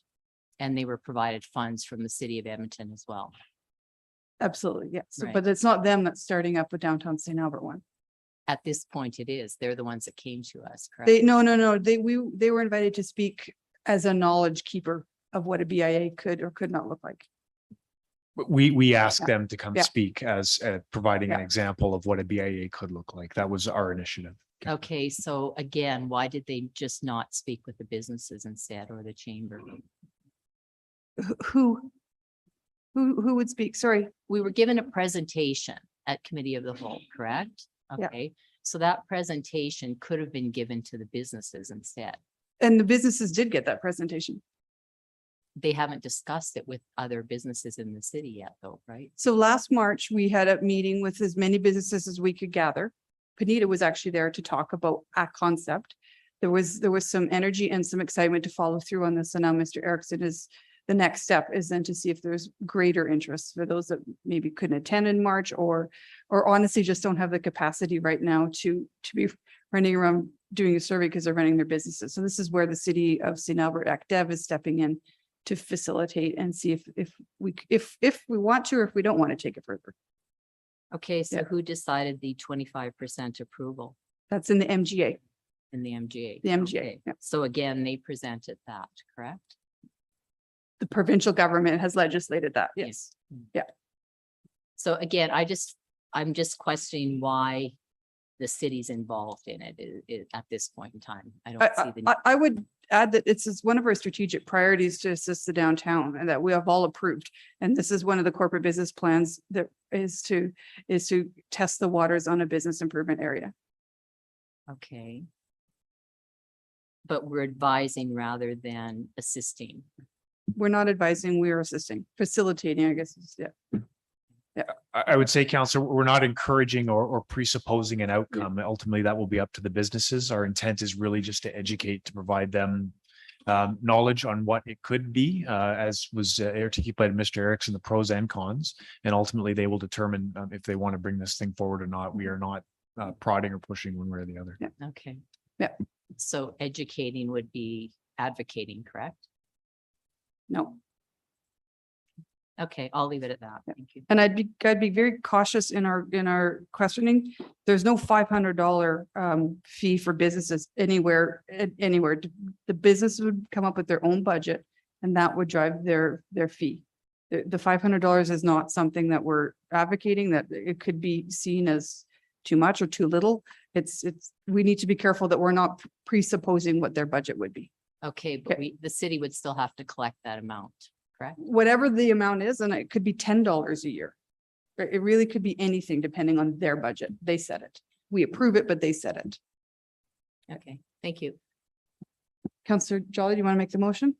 Thanks. That in the spirit of fostering a vibrant downtown and facilitating the coordination of downtown businesses, the CAO or his delegates are directed to conduct a survey of downtown businesses to determine the level of interest in establishing a business improvement area for downtown St. Albert and report back to Committee of the Whole on the results of the survey, including any administrative recommendations arising from the results of the survey. All right, do you want to speak to the motion? No, we debated last week. Thank you. Okay. All right, call for the vote.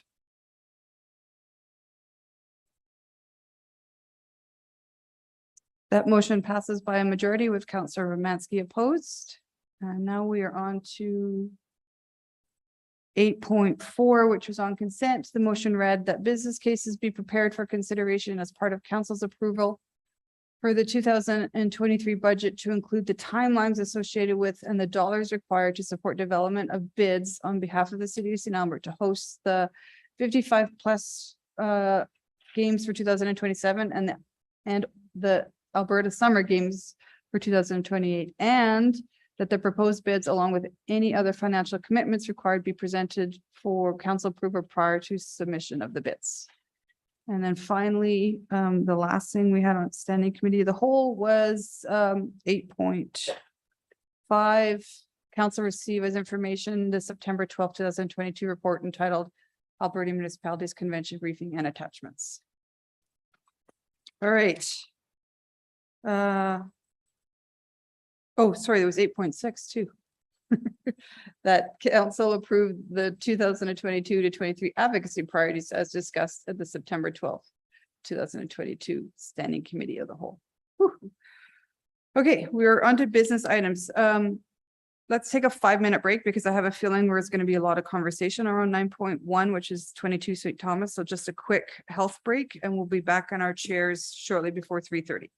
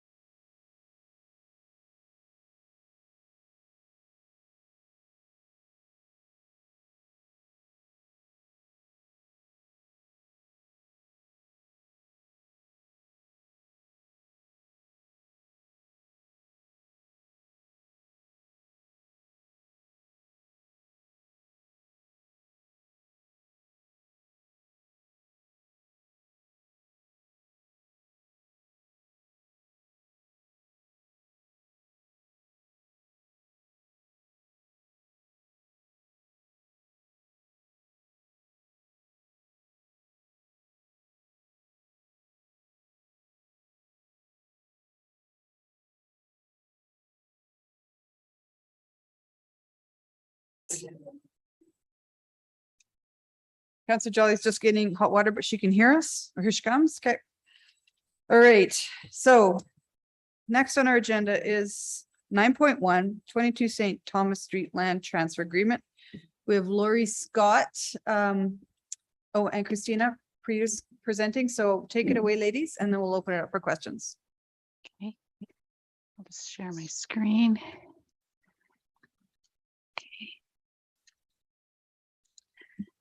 Okay, good afternoon. My name is Lori Scott. This report is seeking approval of the 22 St. Thomas Street Land Transfer Agreement. The motion before council is that the mixed market housing and commercial development and land transfer agreement for the disposition of the land at 22 St. Thomas Street between the City of St. Albert and Homeland Housing be approved for execution by the Chief Administrative Officer.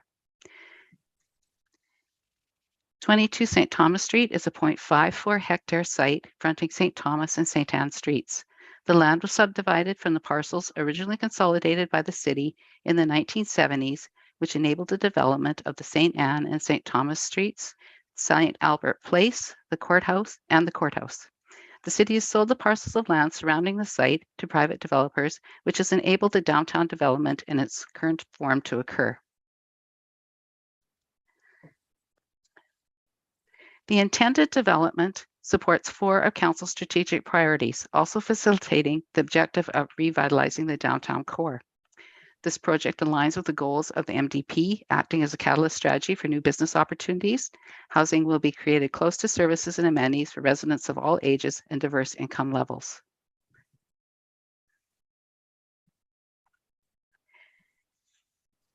The DARP is a conceptual roadmap guiding downtown development.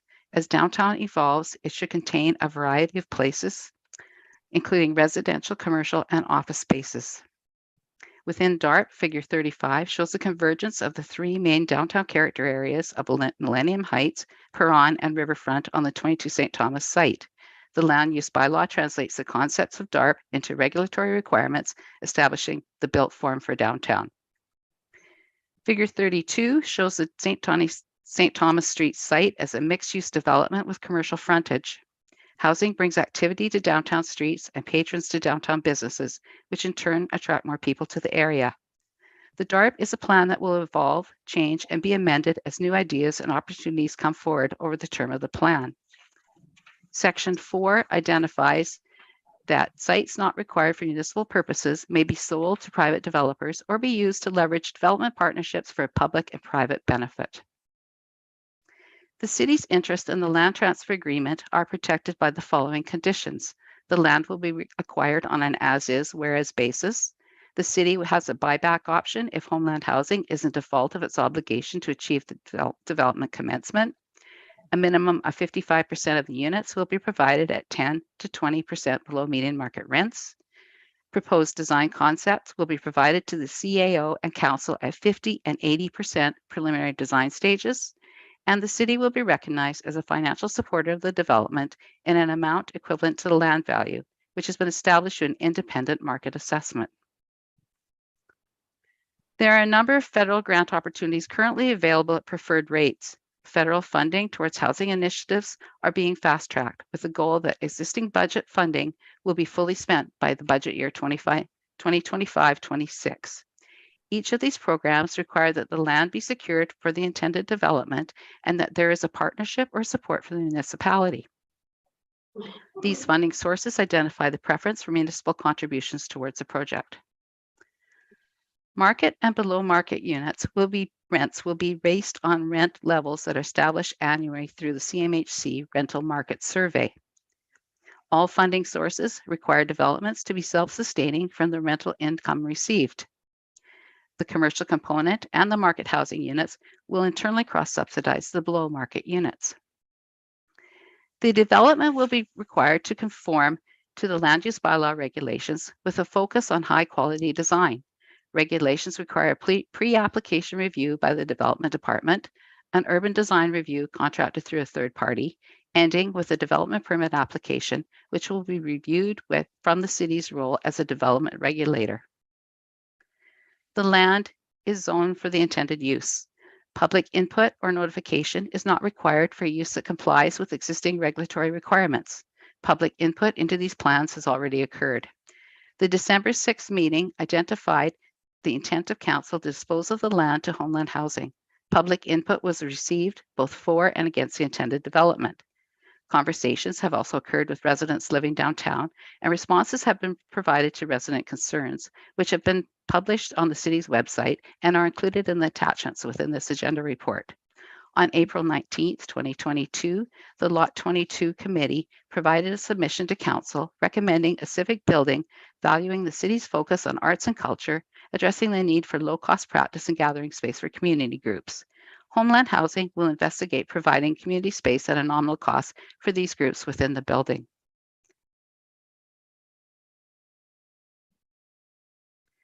Once the site is developed, taxation revenue will be received annually from the housing and commercial businesses located there. The market land value will be recognized as the city's equivalent municipal contribution to the project, achieving the criteria necessary to request funding from other levels of government. Section 70.1 of the MGA enables the disposition of land at less than market value without advertising if the estate or interest is to be used by a nonprofit organization. Homeland Housing's organizational structure falls within this definition, resulting in the agreement and the transfer of land being able to proceed without the requirement for advertising. The recommended motion to approve the land transfer agreement to Homeland Housing uses an undeveloped resource already owned by the city to provide a long-term community and social benefit. The proposed project will support economic development and new local jobs. The project is supported internally by administration and addresses council's strategic goals.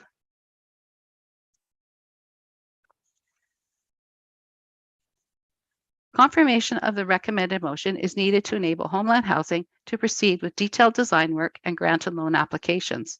Should council wish to propose alternate agreement terms, a negotiation and legal review of the suggested conditions would be required, delaying council's agreement approval to Q1 2023. This delay could also have an impact on the availability of provincial funding sources. If the agreement is approved without amendments, this project would return to council only if amendments to the land use bylaw or the downtown area redevelopment plan are required. And this concludes administration's presentation, and we'd be happy to respond to any comments or questions. Thank you. Sure. Thank you, Mrs. Scott. Council and administration, please forgive me. We do have a registered speaker that I was going to wait till we got to the agenda item. So Mr. Cormier, did you want to speak? Okay, so you don't have a presentation, it's just here to answer questions. Okay, all right. Well, then let's get into a bunch of questions. Councillor Maskey, go ahead. Okay, through the mayor to administration, in the strategic land planning, a search for land was, addressed for this particular project. Were there other locations considered, or even the space of land where the fire station is being decommissioned? I'm just gonna interrupt here for 2 secs. So I just want to remind all of council that the motion to transfer the land has passed.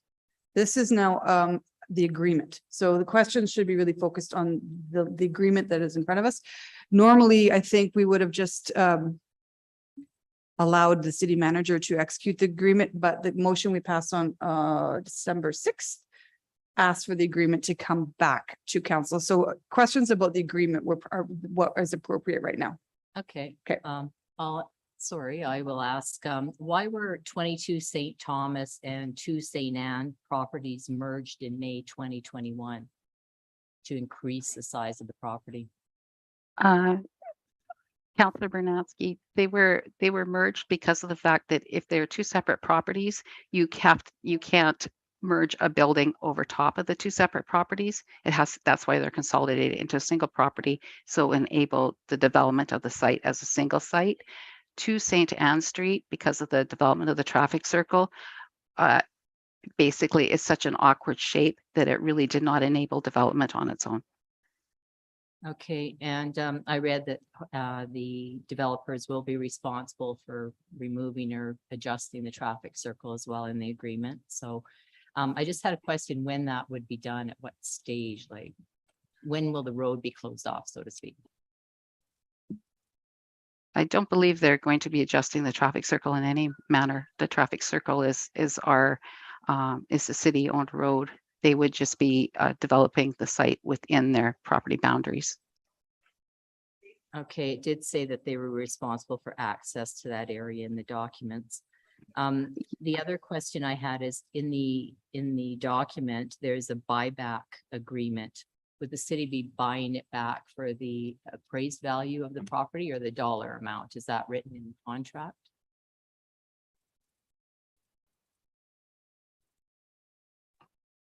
It looks like Mr. LaFleur wants to answer that question. I'm not sure. So through the chair, the buyback agreement has not yet been executed. I can't say for sure what the terms of buyback would be. Our guest from Homeland may have some thoughts about that, but I can say that we wanted to be sure that the agreement, the fundamental agreement, the core agreement was approved. And now then, if it is approved today, then my colleague Marta Caulfield and I will get busy on what we call the supplementary agreements, one of which is the buyback agreement. Okay. So we don't have that answer today. Anything to add to that, Mr. Comrie? No, this agreement is the first step in the series of many things. So there will have to be some supplementary agreements around buyback, around the start and finish of the development period, and all of those things. But those are all covered off in a supplementary agreement or supplementary agreements as opposed to the master agreement. And through the mayor, I do have another question for Homeland Housing. Most of your facilities are quite a lot smaller than this one. In a lot of cities, you do separate developments rather than a very, very large development. Which are you having greater success with? So you do get economy of scale in larger with larger sites. So if we take a look at the Chateau Mission site, that's just right under 100 units. Our Northridge property is 150 units. So generally you find that projects are most cost effective in that 100 to 120 unit range, that they become cost effective.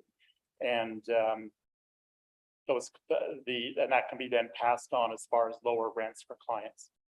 Okay. And then the 80 to 90% of, the I guess, advertised price for the properties, how do you decide who's at 80% and who's at 90%? And if they get a wage increase, for example, are they midway there? When do they jump to the? Sure. So CMHC defines affordable housing as not spending more than 30% of your gross income on housing. The 80% to 90% is really what the rents would be set based upon the market. So within the St. Albert market, let's say a 1-bedroom apartment is $1,000 per month.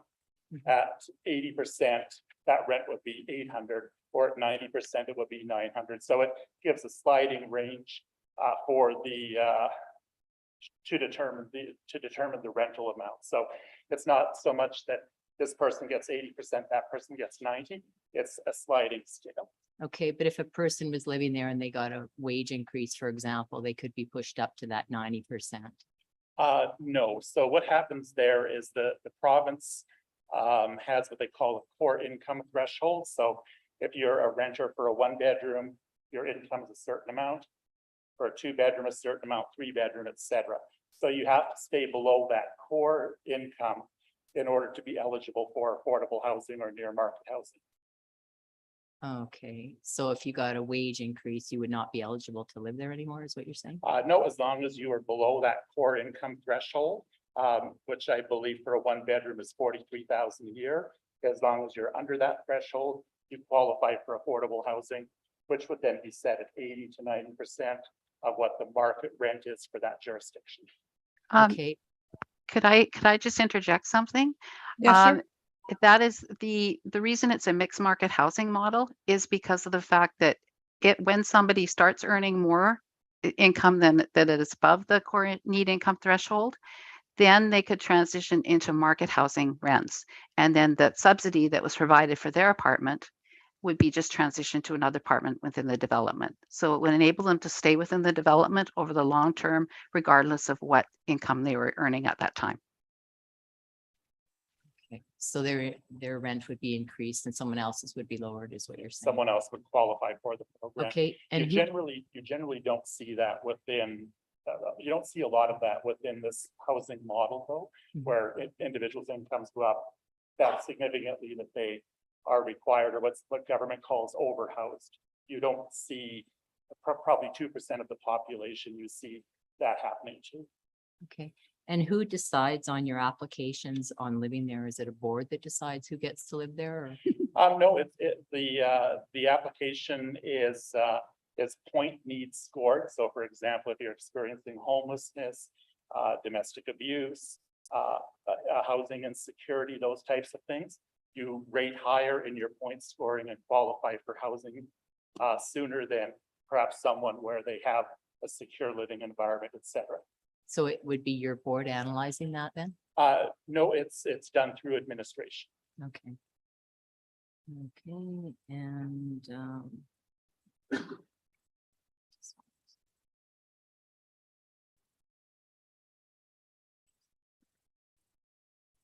Do you want me to come okay, back? I'll to you? leave that for now. Yeah, I can always come back. Yeah.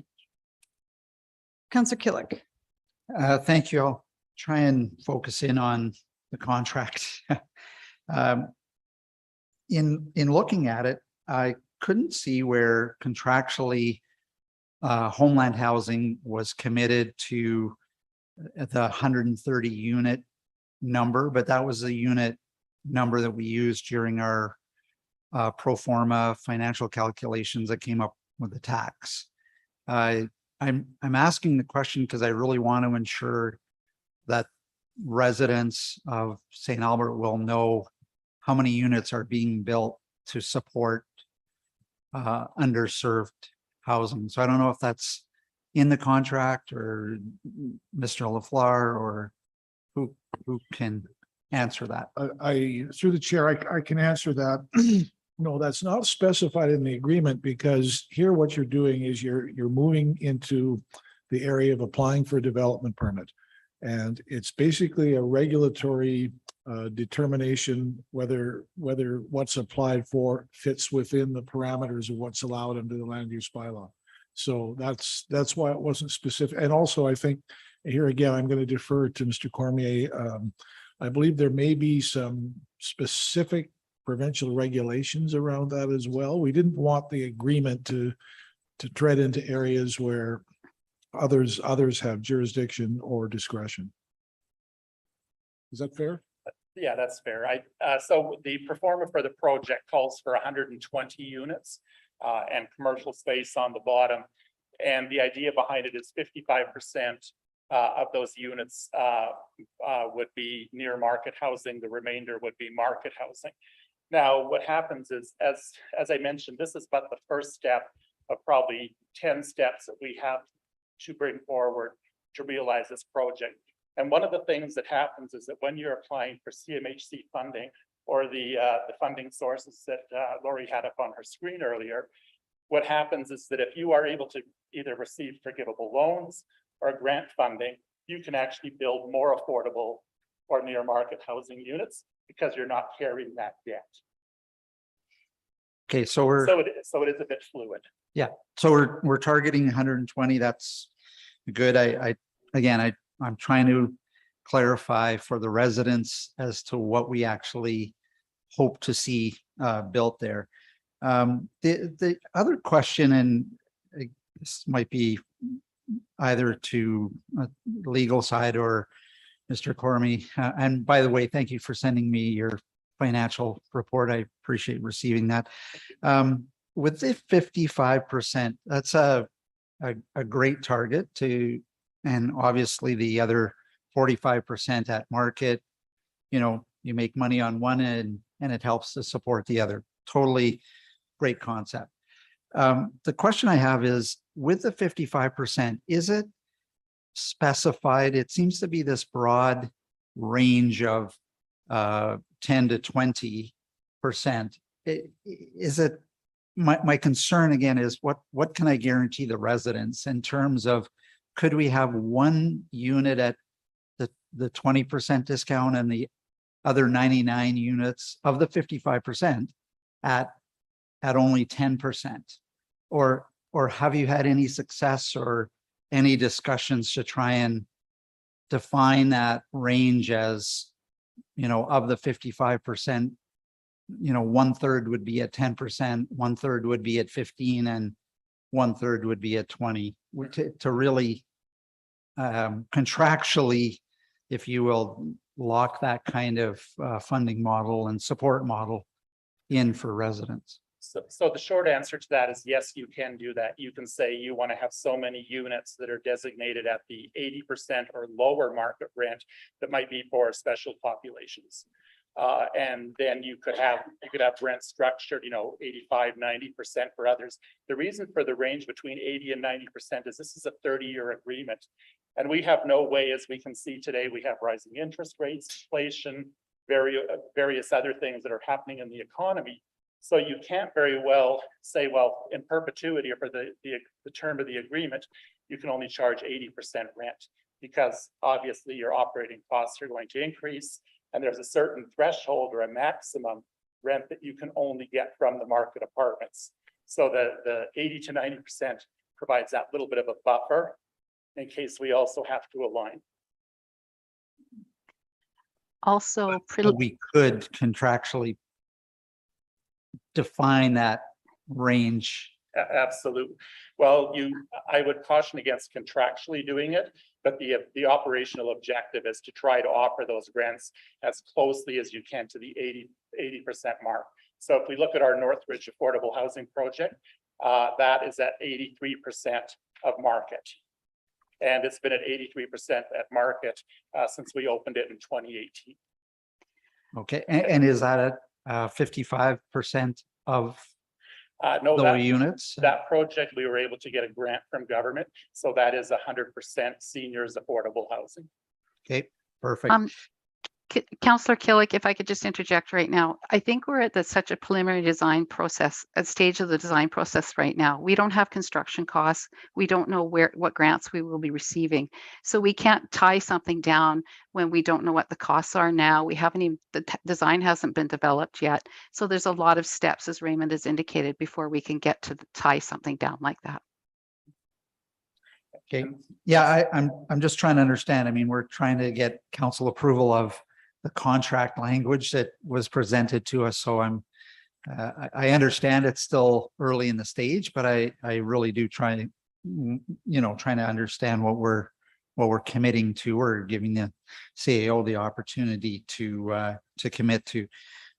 The last one I have is that I believe 12.1 says there's 12 months lead time before the project would start. That's a pretty noble target, I would say, noble / aggressive in that we don't even, as Lori just said, we're very much in the early stages and we don't have funding and all of those things.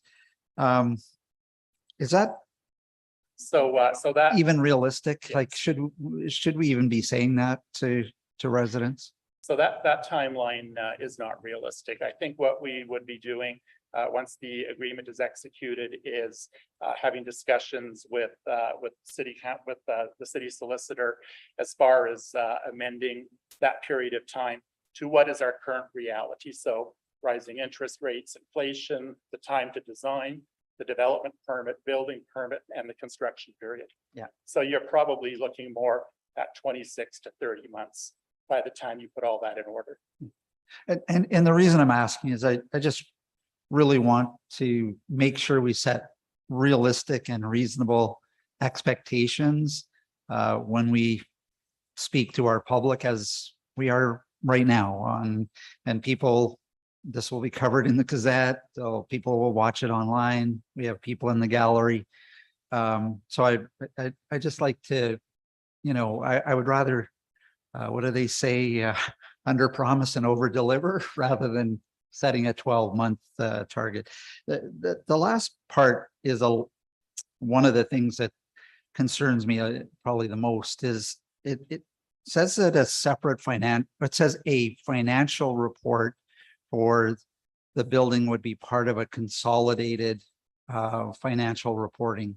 I know we're getting way, potentially 3 years down the road, but is there an opportunity to have this development, 22 St. Thomas, as a separate report that Homeland Housing would prepare for its performance on for residents, again, rather than having it as just one line item in a consolidated report? So with our financial reporting, so we provide 4 different housing programs. So we provide supportive living, seniors independent apartments, designated supportive living 3 and 4, which is a health component, and of course, near market community, near market housing. With all of those 4 programs, we have to do an audited statement for all of those programs, and that's rolled up into the consolidation, which is what I sent you. Yeah. Yeah. So- and so you can then break it out into specific community affordable housing projects or whatever. And in fact, we have to provide that reporting to government along with the client profile, which is done annually. Yeah. So again, it doesn't say that in the contract, but I think this is one thing that would give a lot of comfort to residents in saying, hey, we're going to invest in this. We're going to give the land for it. We'd like to see specifically what it returns or supports, who it supports in our community. And I know there's some language in the contract that says this info could be FOIP'd, but I think that's just, if you're going to have to FOIP it, you might as well just give it to them right up front, as you did for me, which I again appreciate. So if I can just make a comment, for the land transfer agreement, we do have a clause in the agreement that requires us to submit an audited financial statement for that program within 120 days after the fiscal year, so that it provides transparency for council and for the citizens of St. Albert. I was not going to use the transparency word, but you brought it up, so that's great. Appreciate the clarity on financial reporting. I think that really, puts a lot of potential questions at ease as well. So thank you. Thank you. Thank you, Councillor Kelly. Councillor Hughes. Thank you. So the taxes that I referred to. So just so we have clarity, because there was some stuff about it in the backgrounder and I don't want people to misunderstand anything.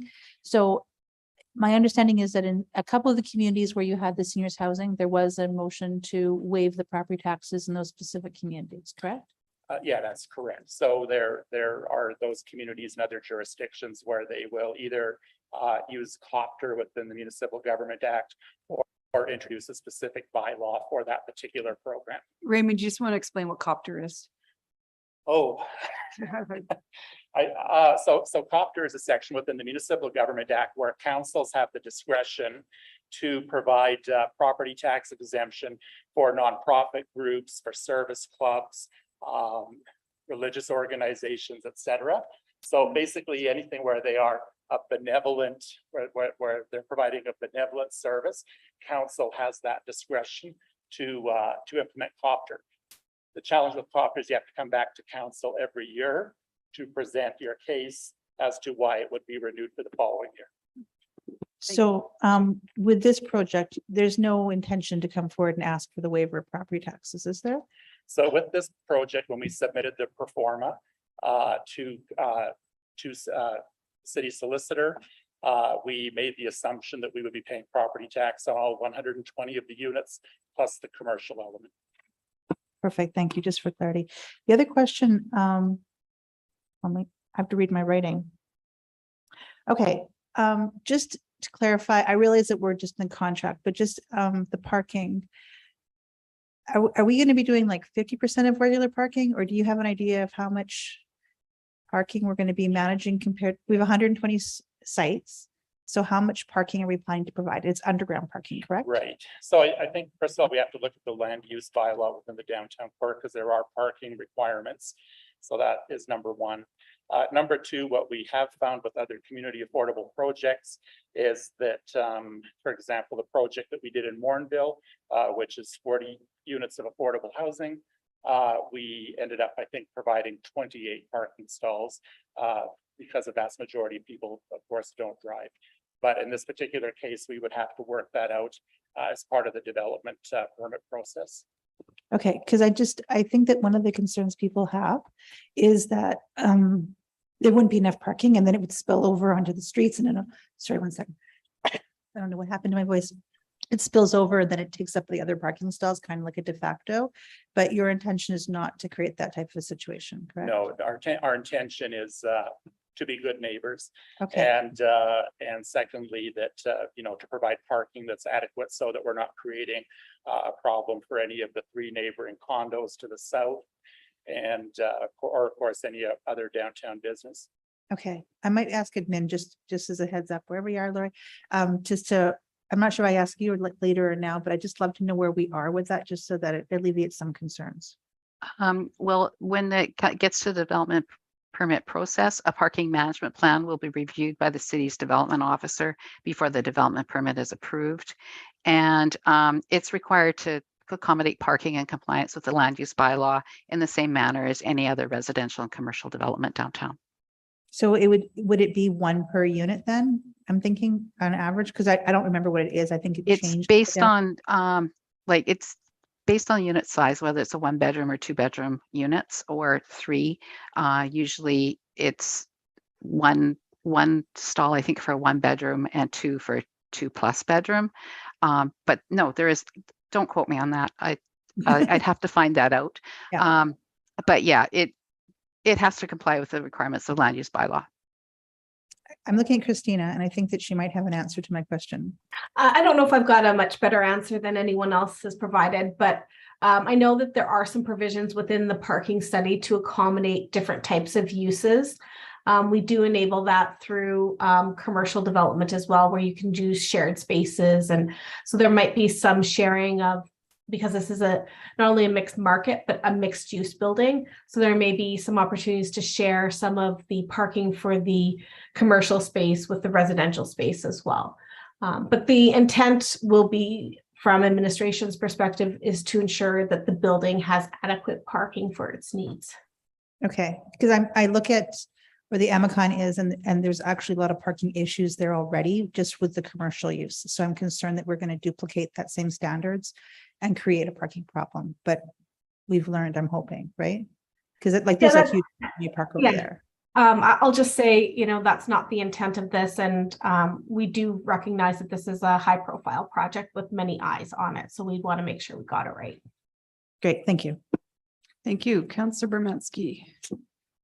Thank you, through the mayor to administration. Could you provide the cost? It says cost of urban design review to the city by third-party consultant plus staff. Approximately how much will the cost for that be?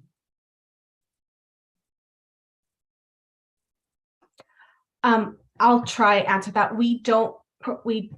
That is a cost that the applicant would provide and undertake. So it's not a cost to the city, it would be a cost to the applicant. Actually, in the document, it says cost of urban design review will be provided by the city.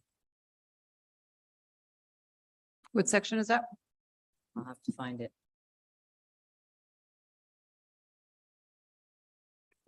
No, it's on the bottom of page 511. It says an urban design review will be conducted through a third party contracted by the city and will be completed prior to the formal development permit application.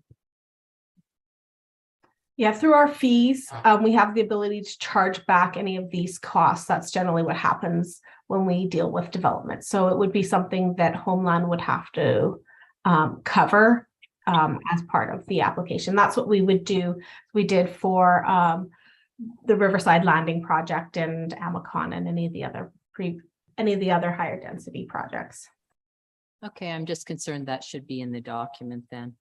And then the last question is probably for Homeland Housing. It says right of entry is, as soon as the land is transferred, they gain right of entry. So, would you fence off the space for a number of, months, years, how long? So the short answer is, as long as the property isn't a liability for people that are passing through, or, I understand now it's used a bit as parkland, et cetera. The intent would not be to right away go in and fence it off and put a big no trespassing sign there. Again, our intent is to work in partnership with the neighborhood, because number one, we believe in the downtown strategic plan that council has put forward.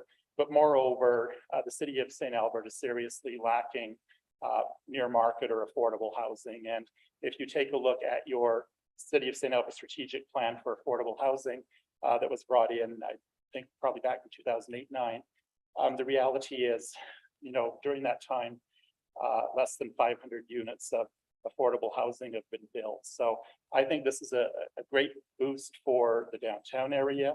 I think it provides opportunity for individuals who might be of moderate incomes to contribute to society and community. And so we're here to work with people. Okay, and then the tree removal would be kind of the last step, we're hoping, right? Well, unfortunately, as Lori had alluded to earlier, the shape of the lot is not ideal for development. And, so chances are, we will have to remove those trees. But again, through the development plan and the building plan, there's also a requirement to replant trees as part of the project. And that would be a last stage, just that That would be a permit last and stage. ready to build, nothing touched prior. Sorry, say that again. No trees removed prior to everything. No, being- we would, there's no need to remove trees until you actually begin your construction, right? Just want confirmation. Thank you. All right, Councillor Broadhead. Thank you very much. And this is a question for you, Raymond. Thanks so much. There was a question posed in one of the presentations around tax requisitions. My understanding is under the Housing Act, tax requisitions only go for certain things. Can you just define that for people? Absolutely. So Homeland Housing provides 4 programs. So we provide seniors, independent housing, supportive living, or what's called used to be called Seniors Lodge, designated supportive living 3 and 4, which covers a health component, and then community affordable housing. The requisition only applies to the Seniors Lodge program, so that this project or any other affordable housing project, whether owned by Homeland or any other municipality, would not be subject to requisition. The Alberta Housing Act is very clear that it is only Seniors Lodge facilities that are subject to requisition. Yeah, fair enough.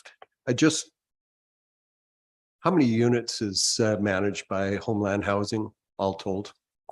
We're at 856. Thank you very much. It's grown since you were on the board, Councillor Broadhead. I think the other comment to make too is with the amalgamation of the previous Westlock Foundation and Sturgeon Foundation, what ratepayers were paying for the requisition today is actually less than what they were paying before the amalgamation. So there is cost benefit in amalgamation with other smaller housing bodies. And paying less on a per resident basis. Yeah, I appreciate it. It's a better board now than when I sat on it. Councillor Mackay. Yeah, I'll be quick. I just want some confirmation in relation to it. And I think this has already been covered in previous questions, so I'll be quick. So we're only looking at initiating, enabling you to start some of the pre-construction engineering and start to look at some of the design options, which are going to be really restricted by our urban design for downtown. So you're not going to come in there and slap a bunch of siding and like prefab. Well, it could be prefab, but it would all have to meet strict urban design guidelines and under our existing DARP plan. Yes, so we would definitely have to comply with the downtown development plan. We will not move any ATCO trailers onto the lot for permanent residential use. It all has to conform with the architectural guidelines of the downtown use land planning. Thank you. All right, Councillor Killick. I apologize to Counselor Jolly, I snuck in one last question before she wanted to move to the motion. It comes around to the federal and provincial funding. I know our CMHC program that was announced not that long ago of tier 1 and tier 2 is, I think, fully subscribed. They're now holding off on the tier 3 tranche of funding from the federal government. Is that correct? No, the CMHC funding is still available. So the different programs, so for example, the Rapid Housing Initiative, that particular program is now closed or fully subscribed. But there are some other CMHC programs of which this project would qualify for, that would either be low interest loans or an actual forgivable grant. So what CMHC does when you take a project like this is they look at the area it's being built in, the proximity to schools, the proximity to the physician clinics, grocery stores, all of that. And then the higher you point rate, then the greater likelihood is you will get a forgivable loan or a grant. And Lori, did you want to comment further? You're far more wise on this than I am. I just like to frame my question in that it's about delay. My point about thinking that tranche 1 and 2 is already subscribed is that we don't want to wait around because funding is quickly being absorbed by many other municipalities. So in that context, Lori, if you want to add something to that, that would be helpful. Councillor Killick, you're correct. Because of the fact that the federal government is fast tracking its housing funding and wanting to be fully expended by 2025-26, they are approving applications on an ongoing basis. And yes, we will be competing nationally for this funding.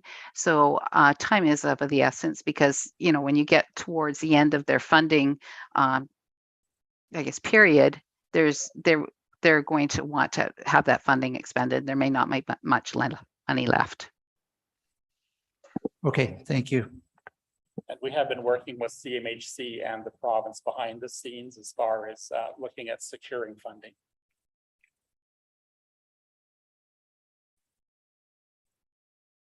All right, is that all the questions we had, Councillor Killick? You're good? Seeing no more questions, I've got Councillor Jolly with a request to make the motion. Yeah, I arm wrestled Councillor Broadhead and won, so I'm doing all right. That the mixed market housing and commercial development and land transfer agreement for the disposition of the land at 22 St. Thomas Street between the City of St. Albert and Homeland Housing be approved for execution by the CAO. And there's a question mark in there that probably needs to come out. All right, I accept that motion. Any comments?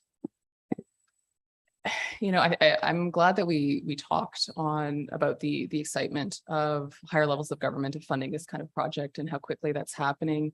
You know, as affordable housing has been a priority for several council terms here in St. Albert, this is an exciting next step at a time when the federal and provincial governments have shown interest in funding this kind of collaborative project.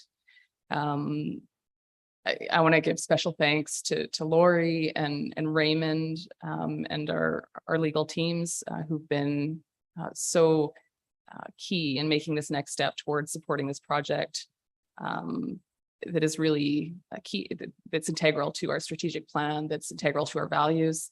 And speaking to those values last week, it really warmed my heart when a resident, a neighbor of the 22 St. Thomas Street location introduced himself at the State of the City address. Mayor, I told you about this.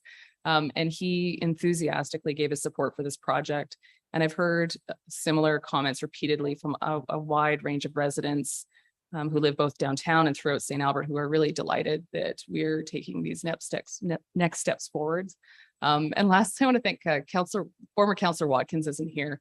But he kicked this off. He really saw the potential in the site. We were talking about how we need to invest in affordable housing in St. Albert, and he kicked off the discussion about this particular site and about how we can leverage this site to create this type of housing. So thank you to him for getting this moving, as his experience as a developer definitely played into how that discussion unfolded. And I'm just excited to see what happens in the next for the next steps. That's all I have. Councillor Broadhead. Thank you, Madam Mayor, and I too want to speak enthusiastically about this particular project. The one of the things that has been a constant a need in our community, and it's been brought to me on many occasions by members of our community, is the need for more affordable housing. And one of the stumbling blocks, if you will, has always been land, and appropriate land. And so when Councillor Watkins actually brought this up and described how we can make this happen, it was very encouraging to me. And so Councillor Jolly, and for the group at Homeland Housing, I appreciate this coming forward. And I too look forward to a vibrant development in the downtown core that will actually bring people to our downtown, that will just add vibrancy. More people adds vibrancy to our downtown, and that's what we need to sustain our business and all the rest. So thank you very much. Councillor Mackay. Yeah, I'm going to add my support to this motion as well. And it's really contained within some of the comments that Raymond mentioned in relation to some of the questions, but also in the background of the report. It identified a number of positives, and clearly some have been spoken to already in opening comments, but the big tie-in is that this ties in directly to 4 of our strategic priorities right off the top, but also looking at some of the background or information, and really I'm going to read directly off the background report around some of the benefits. And it's the use of the undeveloped resource already owned by the city to encourage development downtown addresses the 4 strategic priorities I've already identified. But the bullets after it provides a long-term community and social benefit by creating affordability within the new development through below market housing. It increases the vibrancy downtown through diversifying the mix of people living there, also supporting economic development and local jobs through new retail and commercial spaces. It increasing the number of permanent and temporary new jobs to St. Albert, also supporting our COVID-19 recovery efforts, both from an employment and housing perspective. It generates municipal revenue through annual property taxes. It reduces municipal costs from the divestment of a property and the ongoing maintenance of that property. And it supports our environmental sustainability and our social procurement measures. So I think that was well stated, and is the main reasons that I'm supporting this. Awesome. Anyone else to comment? Councillor Jolly to close. Raymond, it sounds like you're going to have a lot of work coming up next. That's all I have. Thanks, Mayor. Call for the vote. Voting's closed. And that motion passes by majority with Councillor Bermansky opposed. All right, I think we have time to tackle the electrical franchise fee discussion before our dinner break. So do we have a presentation, Diane? Yeah, we do have a short presentation. If we can just give us a second to get set up. Sure, go ahead.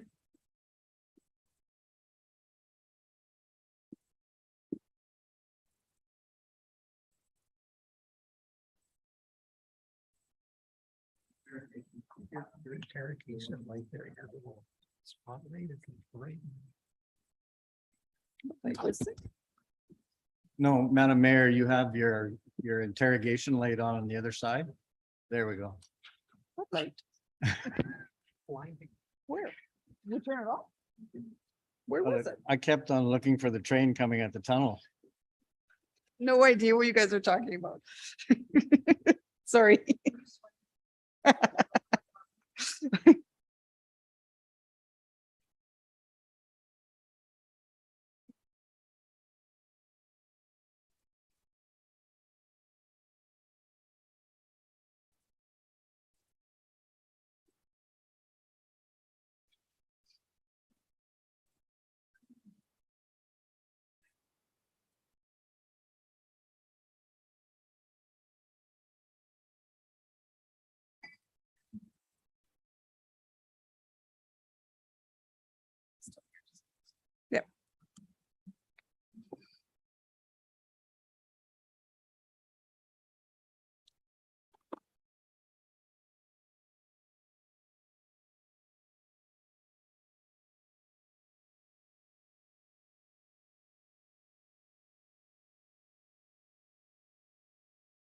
Raymond, I have to apologize too. I think I said Comrie instead of Cormy.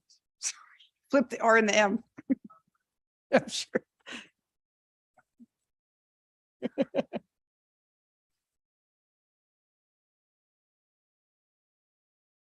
Ready? Oh, sorry. Go ahead whenever you're ready. Perfect. Thank you, Madam Mayor and members of council. So on the August 16th Committee of the Whole meeting, administration presented a estimated 8.2% tax increase for 2023. The drivers of the increase included increases in debt servicing, cost of new initiatives and services, increased cost to maintain services, our 1.5% RMR funding contribution, and lower than projected revenue recovery. So administration presented several one-time and ongoing tax mitigation strategies to increase revenue or reduce expenses, which had included an option for an increase to the electrical franchise fee. And council had asked administration to provide information on the impact of an increase. So as mentioned before, the current proposed tax increase is sitting at about 8.2%. Administration is proposing to increase the electrical franchise fee from 10% to 15%, which would increase revenues by 1.7 million and bring the tax increase down to 6.8%. This incremental revenue increase would diversify the city's revenue stream from taxes and aligns to council's financial sustainability strategic priority. And I'm just going to turn it over to Anne for the rest of the presentation. So just a quick recap on what a franchise fee is. So the city is required to designate land right-of-ways for the infrastructure of an electrical distribution system. These lands are not able to generate tax revenue for the city. However, the city can charge a franchise fee to recover lost property tax revenue related to that infrastructure. The franchise fee is the charge paid by the utility to municipality for the exclusive right to provide services in the municipality. The electrical distribution company bills and collects the franchise fee from customers and in turn sends payment to the municipality. So essentially, when a utility company uses private land, it pays rent to the landowner, which in this case is the city, and passes this cost of doing business on to the end customer. So based on regulations within the Alberta Utilities Commission Act, a municipality may set a franchise fee anywhere between 0 and 20%, and the city of St. Albert's current electrical franchise fee is 10%. Some of the main benefits to an electrical fee increase are that this helps to minimize tax increases, and this is an alternative, stable, and growing source of revenue. This increase also supports the user pay philosophy in that the properties that benefit from an electric distribution system contribute to the cost of this service. The use of the franchise fee distributes the burden of paying the city for city services and supports equity and fairness. While virtually all entities use electricity, not all entities pay property taxes. In addition to city facilities, there are approximately 169 properties within St. Albert that have access to and benefit from many city services. However, because of their tax exempt status, they do not contribute to the cost of providing these services. Because franchise fees are charged on all properties, this reduces a subsidization being provided by existing taxpayers. There's a common perspective is that franchise fees function as a form of taxation. So the Alberta Utilities Commission and Alberta municipalities support the principles that franchise fees are a user fee and are not a tax. Transparency also exists. The amount of revenue generated through franchise fees is part of the budget that council deliberates in public, and the franchise fee is also shown separately on utility bills.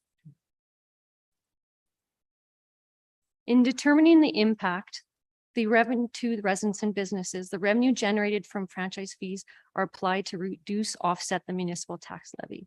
It's important to note that the methodology used for the collection of franchise fees, which is a percentage of delivery revenue, and the methodology used for allocation for the reduced tax levy, which is based on assessment value, will produce a different net financial position for each customer.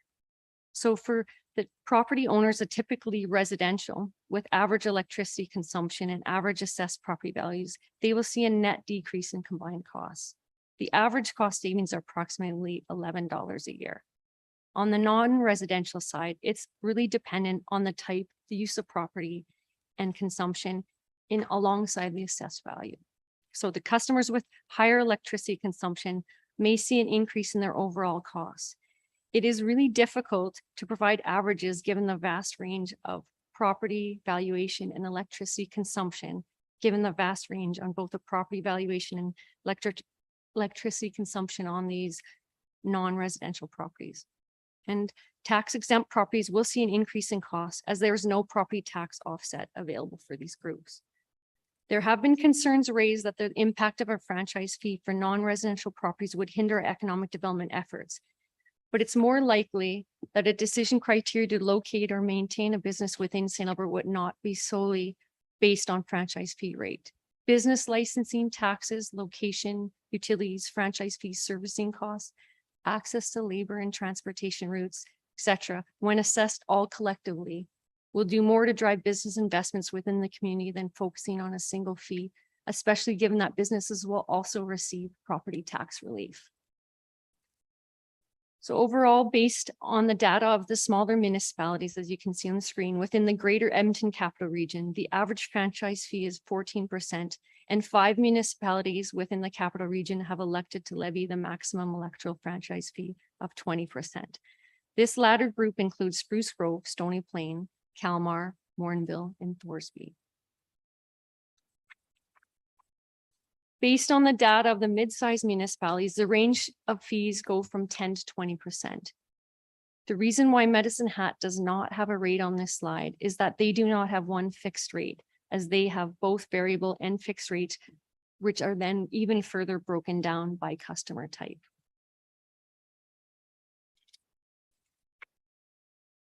So administration's recommendation is to increase the electrical franchise fee from 10 to 15%, which would generate an additional 1.7 million in revenue. This would reduce the proposed tax rate from 8.2 to 6.8. The recommendation is under the Alberta Utilities Commission ceiling and is within the range of small and mid-sized municipalities compared within the region. If council does not want to increase the franchise fee, that limits the options available to support council's desire to lower the tax increase. Of the other options presented in August, each option resulted in various challenges and risks. And we'll be happy to answer any questions that council may have. Thank you. Good presentation. Councillor Broadhead, you can kick it off. Thank you, Madam Mayor. First off, I want to thank you for the report. The administrative backgrounder I thought was very well written and answered a significant number of questions. And so I really only have one, and I think it was raised by the presentation earlier this afternoon where a presenter said, after all those high energy prices mean the city's franchise fee revenue in 2022 is already projected to exceed budget by more than 1 million before any increase to the rate.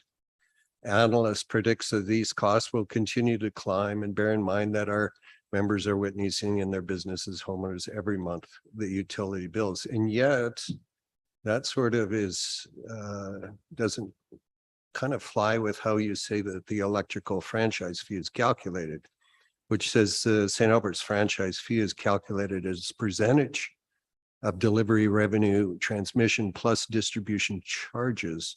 This ensures that the fee amount does not rise or fall with the cost of the electricity commodity, and therefore the rate stability is maintained. Can you just explain, like, who's confused here? Thank you, Councillor Broadhead. So the Alberta Utilities Commission does offer a couple of different ways that your franchise fee can be charged, and some municipalities elect, I don't think many, but a few of them do elect to include that commodity price as part of the calculation of the franchise fee, but that is not how our franchise fee agreement is. It is just based on delivery revenue. So it is somewhat tied to consumption, but not to the actual price of the commodity. So in other words, it's a stable rate based on how much you use, not the price of what you use, but how much you use, and then a fixed fee based on just the transmission or the rental on the property as it exists. Those two components, right? That's correct. So a portion of the delivery and transmission charges are fixed fees. And then a portion of them are based on consumption. And then our percentage is based on that combined total. So we're not in the benefit of a big windfall because of high energy prices. That's correct. Fair enough. Thank you. Thank you for asking that, Councillor Broda. That was my question. Councillor Bermansky. Thank you. Through the mayor to administration. I noticed in the 21 different towns and villages, cities, 10 out of the 21 are lower than 15% currently. So how did we decide on 15% rather than 11 or 12 or 13?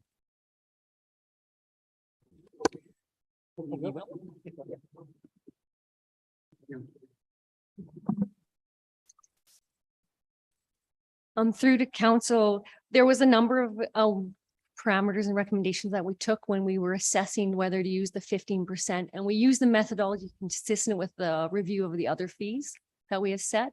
So we used the comparators and really cost recovery, but we also really wanted, when we were looking at the revenue, it wanted to impact enough that it did reduce and had an impact on reducing the tax rate, and that it was really within the Alberta Utility Commission range. So those were all the parameters that we looked at in consideration.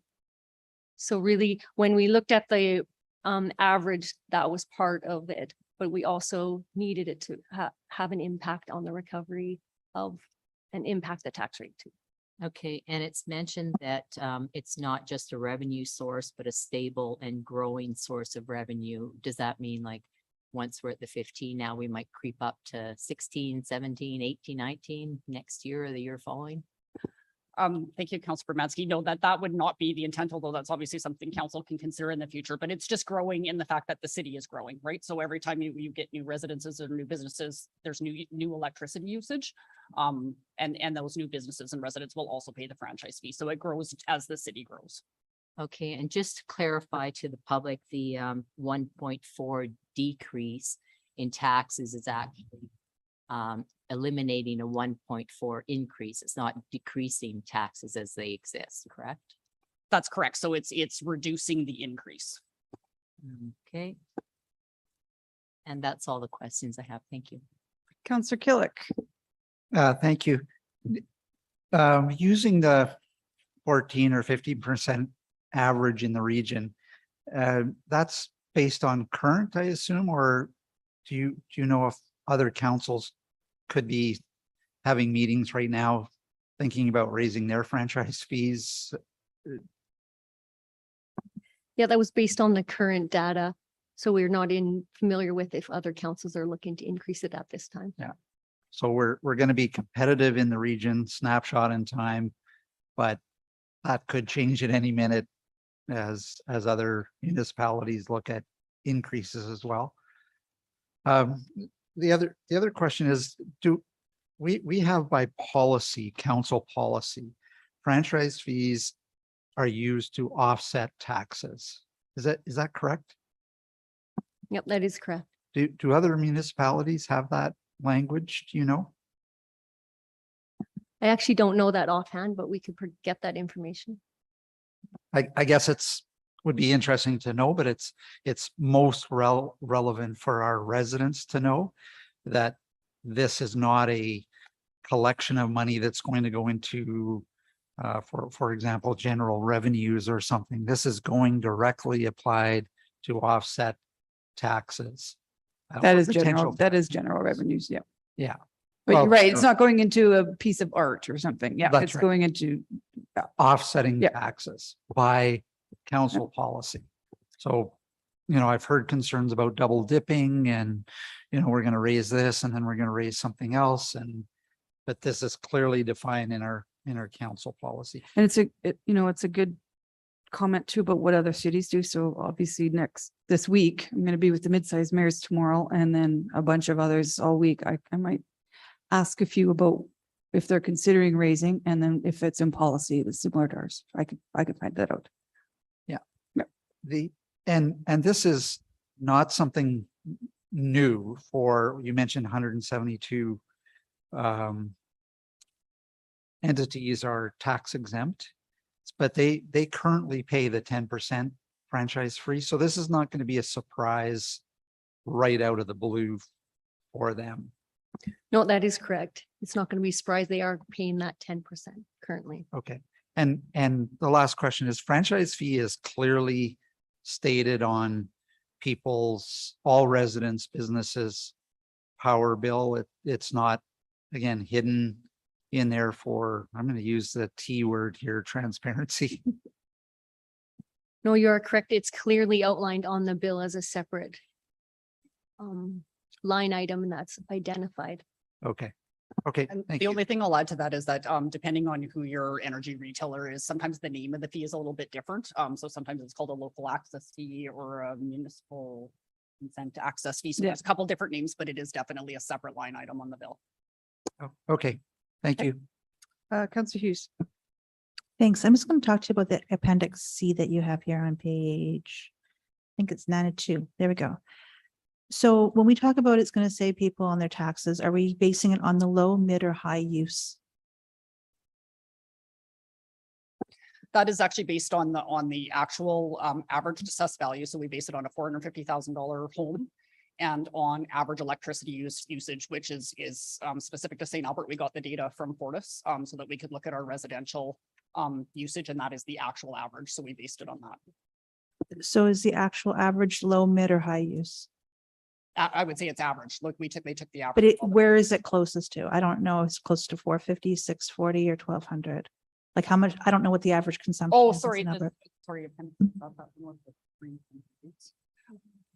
So I think it's 640, isn't it? Yeah, 640 kilowatts is what it's Okay, based on. so it's based on the mid use. Yeah. Okay, so with the mid use, they're going to pay an extra $3.56 a month, and otherwise it would have been $4.46 a month. Correct. Okay, and so for the commercial, do we know what the average commercial usage is? So this was the interesting one. This is, we could calculate an average. The problem is an average when you're looking at such a vast range of businesses and usages, an average becomes not actually a valuable number, and you can actually make incorrect inferences if you're looking just at a pure mathematical average when you have that kind of a range. Because it's also then, because businesses are also getting the property tax increased or offset the same, but again, it depends on their assessed value, which, as you know, for non-residential businesses in the city can range from very, very small to very, very big, and their electricity consumption is definitely going to vary dependent on the type of business. So we didn't think it was appropriate to provide any kind of an average. I think if businesses wanted to potentially know what the impact would be for their business, I think they could get, well, I mean, they'd sort of be able to figure it out from their existing electricity bill. I mean, they're being charged a 10% fee right now. So you should be able to pretty easily calculate what a 15% would look like. Okay, so let's just say on low use, let's just hit the bottom one. How much more are they going to pay? Because the 90 cents that every residential saving has to come out of somewhere else for the net. And that means that the residential and the schools and stuff will be paying more. So even on low use, how much higher are they paying on electrical franchise fee than they would be had it just been a tax increase? Again, because like as you can see from this chart, if you're just looking at the electricity use for low use, you'd be going from a 10% fee at $24 a month to a 15% fee at 36. But what I can't tell you is what the offset property tax is going to be without understanding the assessed value of that property. Okay. But we just know that's going to be more. We just don't, we're not quantifying by how much. How many businesses are there? There's like 2,000 businesses in St. Albert or something-ish around there, right? Okay, so what we have is at 24,000. It's like, is it 24, 22,000 houses? I can't remember anymore. Somewhere around 24. I want to say it's around 22,000. I'd have to get that All right. exact number. I'll take whatever number you got right now. So we're telling you that 22,000 houses are going to save 90 cents a month off of their property taxes and just, but still pay $3.56 more on average on their electricity bill. And then that 90 cents that the 22,000 are now paying less is now going to be put onto a burden for the other non-residential of about approximately 2,000. As well as the other properties that don't pay property taxes Right. as well, right? So the 168 as others. well? Yeah, so 2,000 plus 168 are going to cover off the difference of the 90 cents that people are saving on their property taxes. Yeah, that's Okay, I got it. Thank you. That's it. Any more questions before we go to a motion? Councillor Bradhead? Madam Mayor, I'd be happy to move the motion. Okay, thank you. I move that the city of St. Albert increase the electrical franchise fee from 10% to 15% effective January 1st, 2023. 2, that notice be provided to Fortis Alberta no later than October 1st of 2022 of the city's intent to increase the franchise fee to 15%. 3, that administration execute and complete all required documentation and advertising requirements to enable consideration of approval by the Alberta Utilities Commission. And finally, that any required bylaw amendments are brought forth to council at an appropriate time to enable the implementation of the franchise fee for October the 1st, 2023, or January 1st, pardon me, 2023. Thank you. I accept the motion. Go ahead. Thank you, Madam Mayor. We're in an interesting time in the life of St. Albert. We've just come through COVID. All sorts of things are affecting our economy, and quite honestly, it's been noted quite extensively by our presentations today that many factors are affecting not only households in St. Albert, but businesses in St. Albert as well. And I would like to say that it also includes affecting the city and the services it provides as well. So interest rates, difficulties with supply management, increases to the CPI or the MSI is the number that we use here, all indicate that the cost of doing business in St. Albert is increasing. And so we as council have to figure out opportunities in order to manage the finances in our community and to provide those services that are necessary. So there's 2 ways to do that. There's the revenue side and there's the expense side.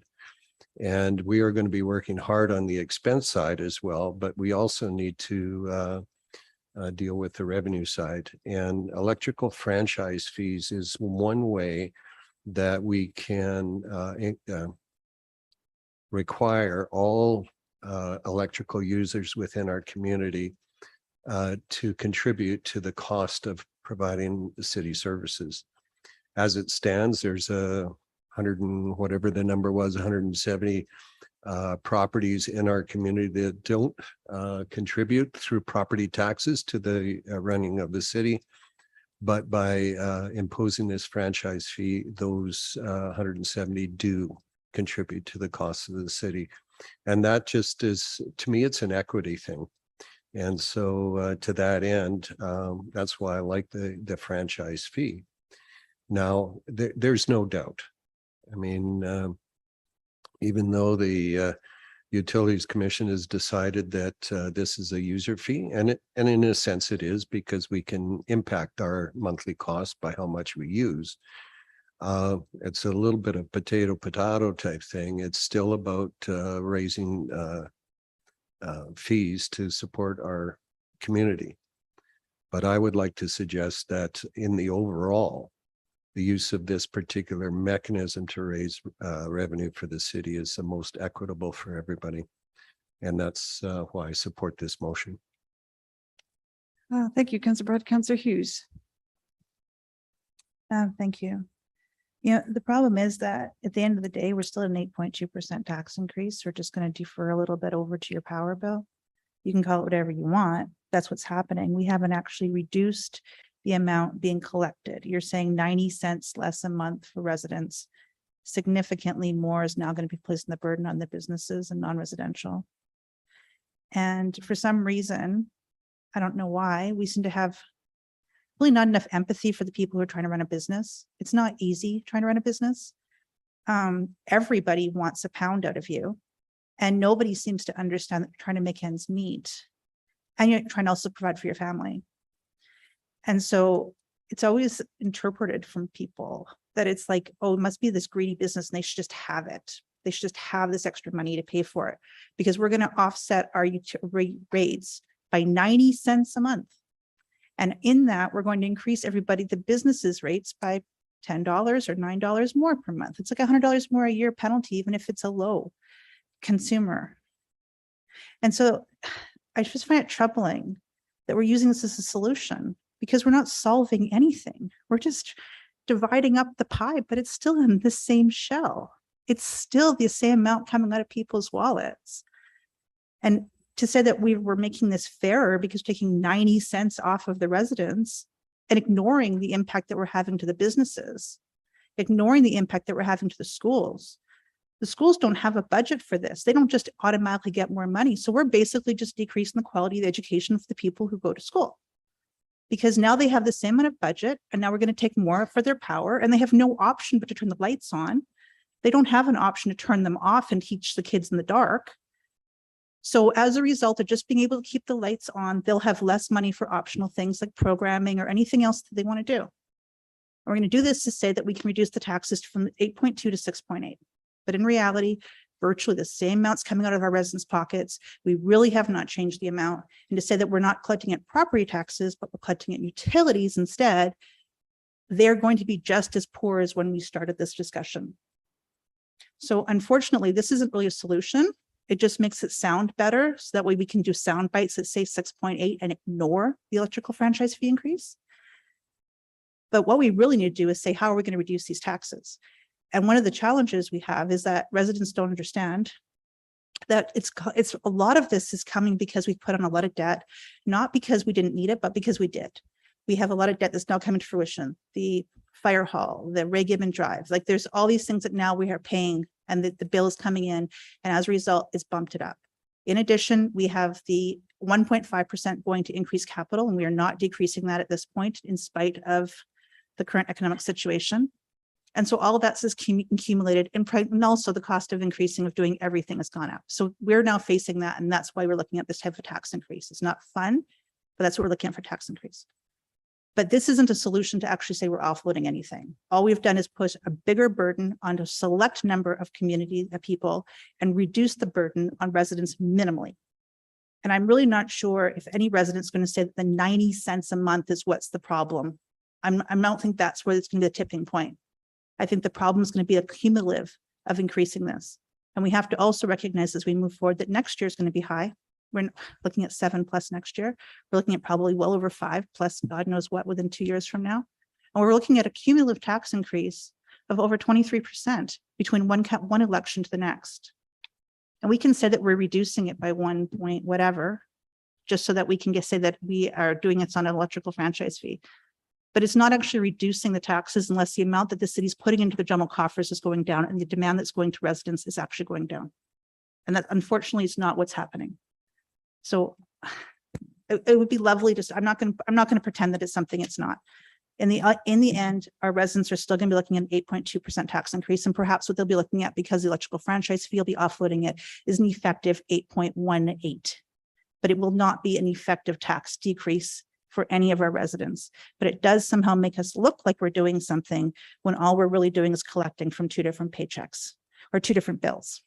And in reality, we have not decreased the taxes at all at this point. So I knew you guys were not going to be surprised I'm not voting in favor of this, but I also just think we really have to say to ourselves, do we really want to take this as a solution when it's not a solution? Or do we really want to say, you know what, we have to do a lot more harder work and understand and communicate as to why we're actually having all of this clearly, is where we're at the tax increase, and then go back and make some hard decisions. Because the discussions we've had so far have been, let's decrease the amount going to outside agencies. That hurts them, not us. And now we're looking at doing an electrical franchise fee, which will hurt businesses and schools and other non-residential places and provide minimal decrease. And I don't think that we've actually accomplished anything at this point to really reduce the taxes. So I just suggest we really think about what we're doing here. This isn't about fairness. This isn't about anything else. This is about taking it from an 8.2 to a 6.8, but effectively reducing it by virtually nothing and hurting the businesses that are desperately trying to keep the lights on and are employing people and who have debts and they have obligations. And they're trying to actually keep the payroll going and having sleepless nights. And we seem to have no sympathy for that. And saying, well, look, we're reducing it by 90 cents. I just think about this. Councillor Bermatsky. Thank you through the mayor. I echo Councillor Hughes' comments and whether it's a fee, a tax, a grant, it's still all taxpayer money. And at the end of the day, it's easy for us to say, oh, let's just jump from 10 to 15%, but that's a 50% increase. So to me, it's not a small increase by any means. I don't think it's thought through. Again, it's still costing the taxpayer, it's still costing the businesses, it's still costing everyone. So I'd like to find better solutions than this. So I'll be voting against this one. Thank you.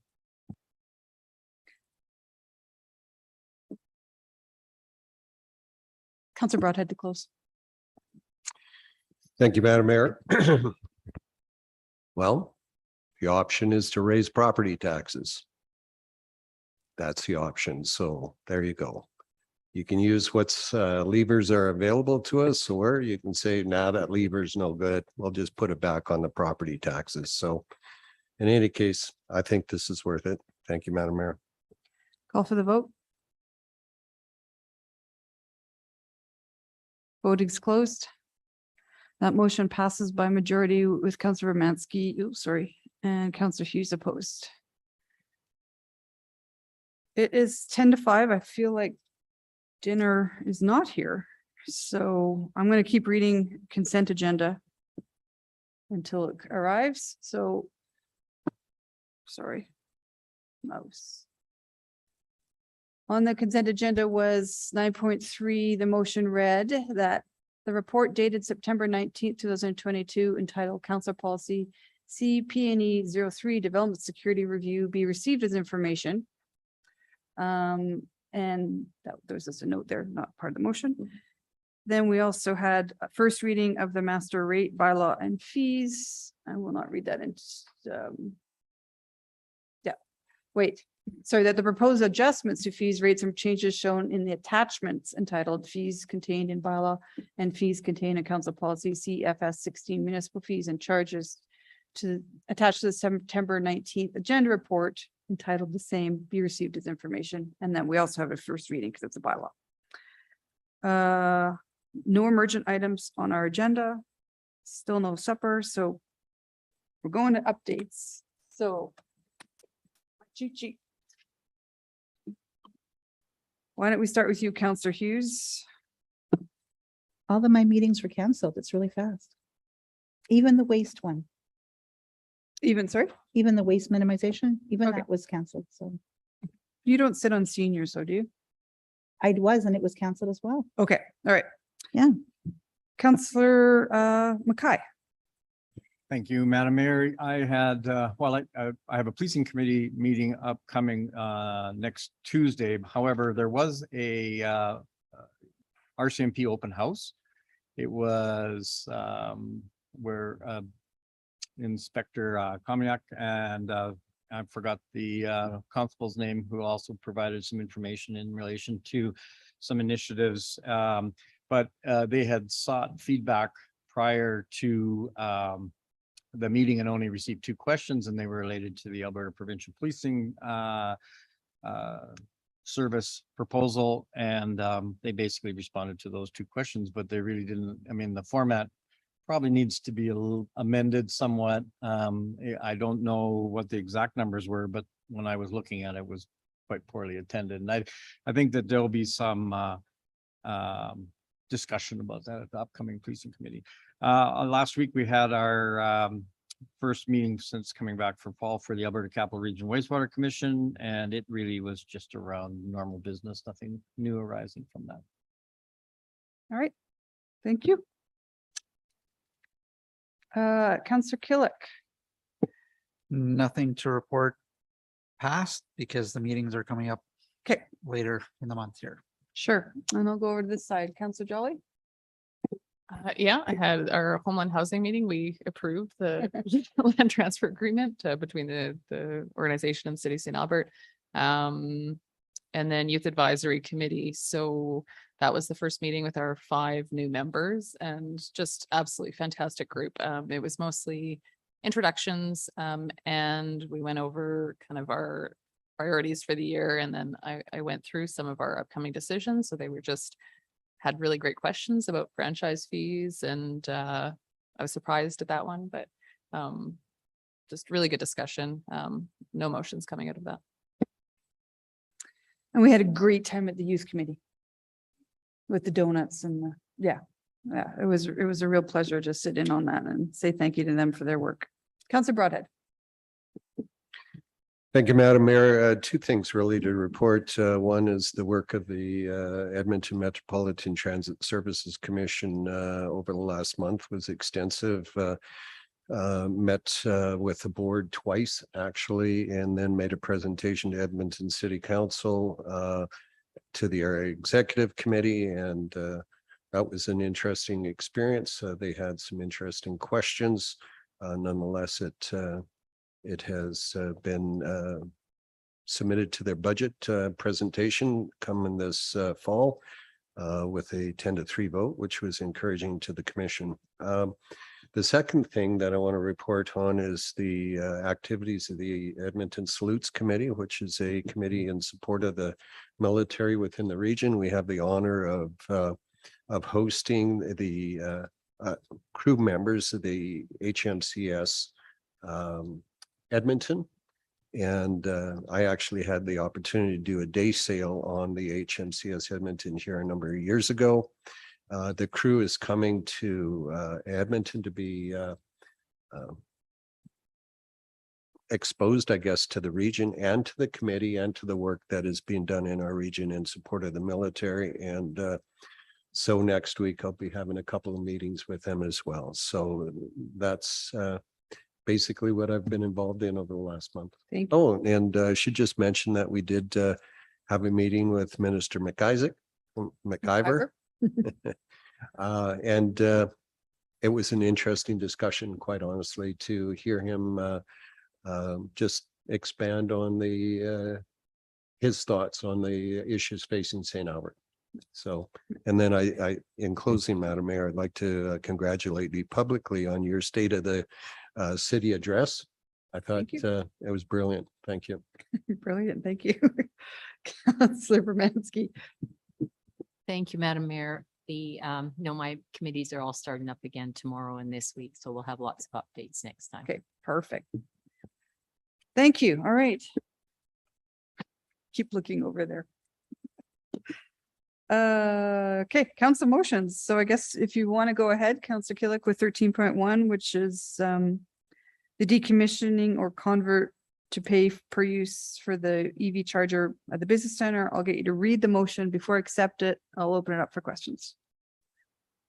Can I make a slight amendment based on the backgrounder? Sure. What would the amendment be? The amendment would be to remove the or to convert to pay per use, because that in the backgrounder clearly is a very expensive option. So it would be just to decommission it.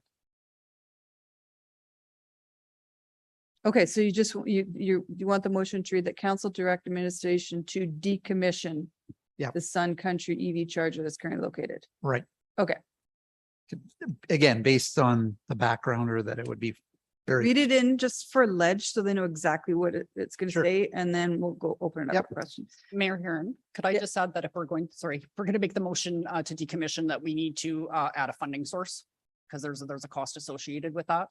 Okay. So it should say something like, and the $5,000 be approved from the stabilization. Stabilization. Yes. That's right, where we go to all the time. Okay.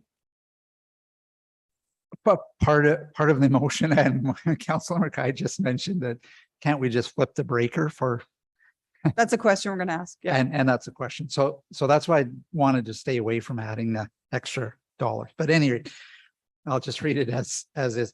The council direct administration to decommission the Sun Country Highway EV charger that is currently located at the rear of St. Albert Business Center, commonly known as the Economic Development Building, that the decommissioning be completed to coincide no later than the operational service date of the new chargers being installed at St. Albert Place as specified in Council Motion 22-014. Okay, before I accept it, I'm going to open up for questions. So Councillor Jelly, go ahead. Thank you. So I just want to confirm you're looking to decommission it now instead of in 2025, kind of when it's planned already. Is that? No, not now, but when the new chargers, pay-per-use chargers get installed at St. Albert Place, which will probably, I don't want to speak on behalf of administration, but it's going to be a year from now. Okay. So you I just think want that it, should be part of the motion. okay, so you just Yeah. want it decommissioned like a year early? Yeah. Okay, and you'll explain why in your comments. Mhm. Okay, thank you. You want that in the motion? Yeah, so I think we need to put in the motion. And then I have one question for. Hold on, just Councillor. Okay, yeah. The motion should read to coincide with the installation of new EV chargers in the downtown. Is that what, It does. does it coincide To exactly? be completed to coincide no later Okay. than operational. We're clear then? Looking at my staff, we're clear in the actual intent. Yeah, can we see the full motion on the screen? Make sure we captured it all.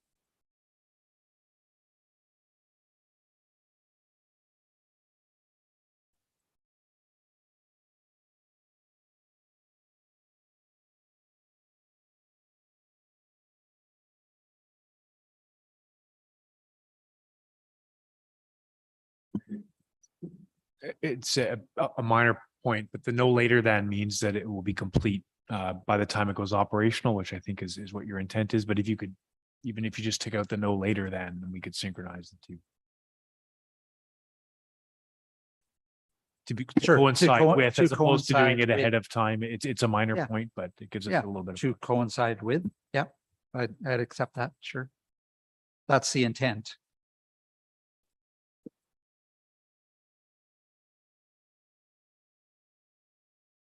Yeah. Okay, all right. So I'm still, Opening comments?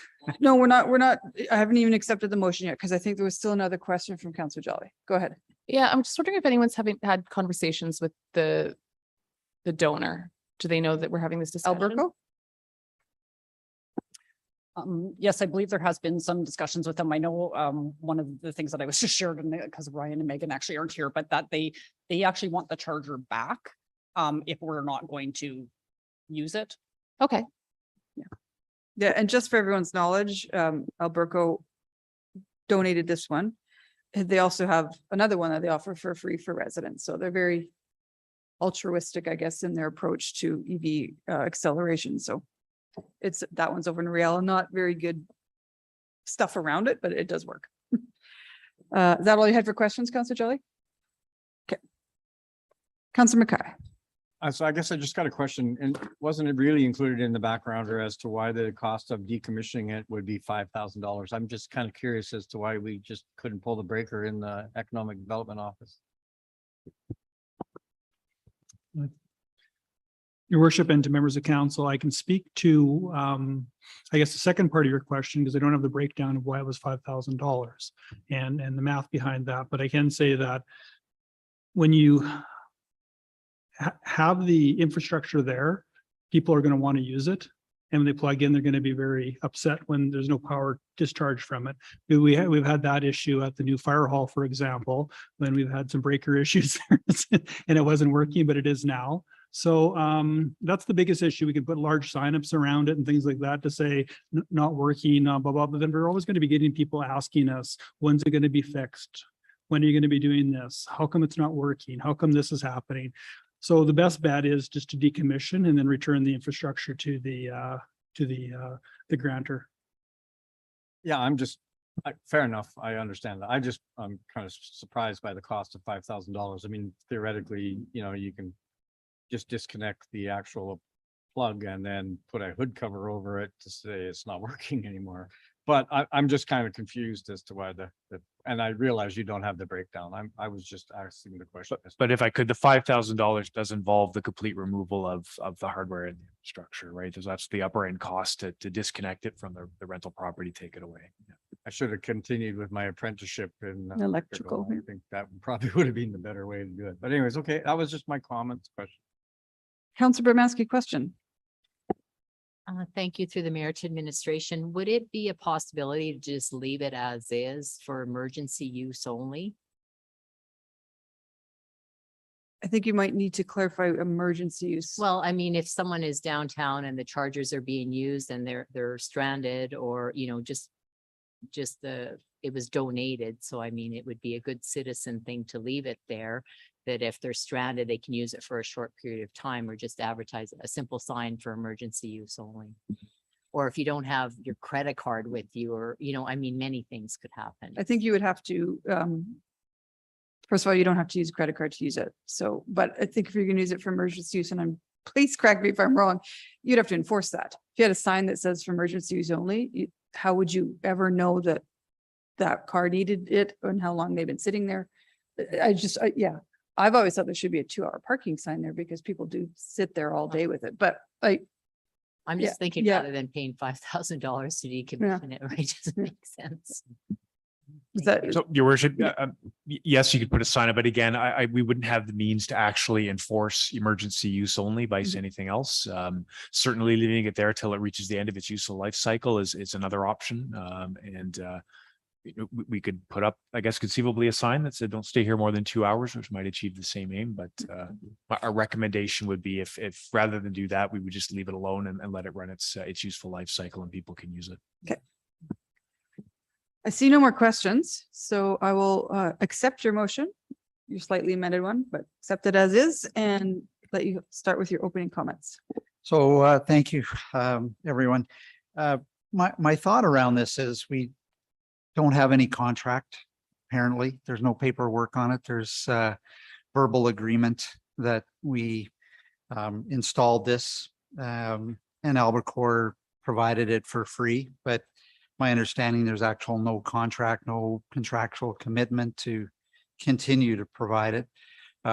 As noted in the background, or if it was to break tomorrow or even today, we wouldn't spend money to fix it. So I think we already have signs up that say 2-hour parking. Those signs are abused at the best. I've heard many comments that there's a white Tesla always parked there long term. And so putting a sign up that said emergency use only doesn't, well, it's a creative idea. I think signage really doesn't help address the situation. We've been providing free charging since 2013. I think 10 years is long enough. We don't have an obligation to continue to provide that, even though it is a small dollar amount. You can imagine if we were providing free gasoline to people for 10 years for their regular cars, it would be a totally different discussion.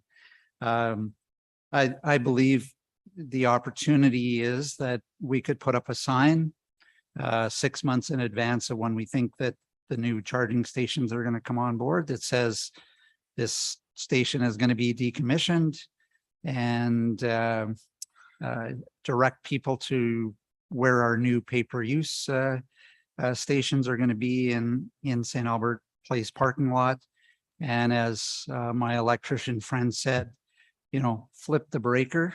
And at such times as we needed to actually decommission it and take it off the wall and return it to Albacore, we could do that. And maybe that $5,000 could be included in the budget of actually installing the new ones as well. So it'd be part of the overall transition package. And I liken this very much to a scenario if we build a new road, or we build a new fire station, or we build a new public works yard. We don't keep the old one open. We turn it off. And essentially that's all I'm asking to do here, is that when we have our new stations up and running, the $1.50 an hour was approved in our new master rate bylaw, bottom last line of it. And I think this would be a great opportunity to switch over. Before I go into further debate, we forgot to add the funding source to your motion. So are you okay if we tack on to the end to be funded from council stabilization? Yep. Do you want the actual dollar to be funded up to $5,000? I'm hearing up to $5,000 from council stabilization. Just making sure you're okay with that. Yep. Okay. That's a week's worth at $125 an hour. So I think you should be able to do it for that. Let's get that, Cheryl. Renee. Okay. Awesome. All right. Any more comments on debate on this one?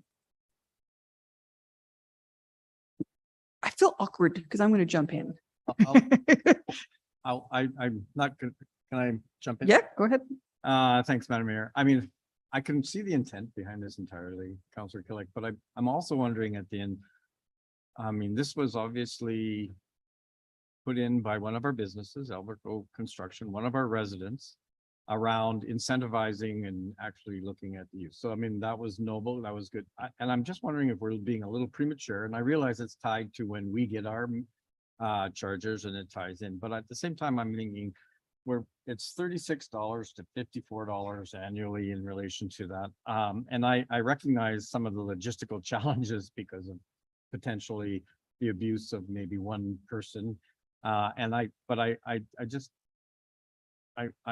just struggling with actually saying that, you know, we should arbitrarily put a motion on here when maybe what we should be looking at is working with that company, that individual who installed it, and maybe also the individual who's driving the vehicle as well.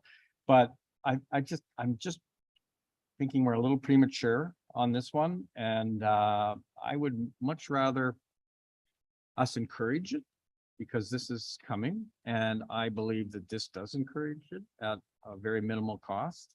And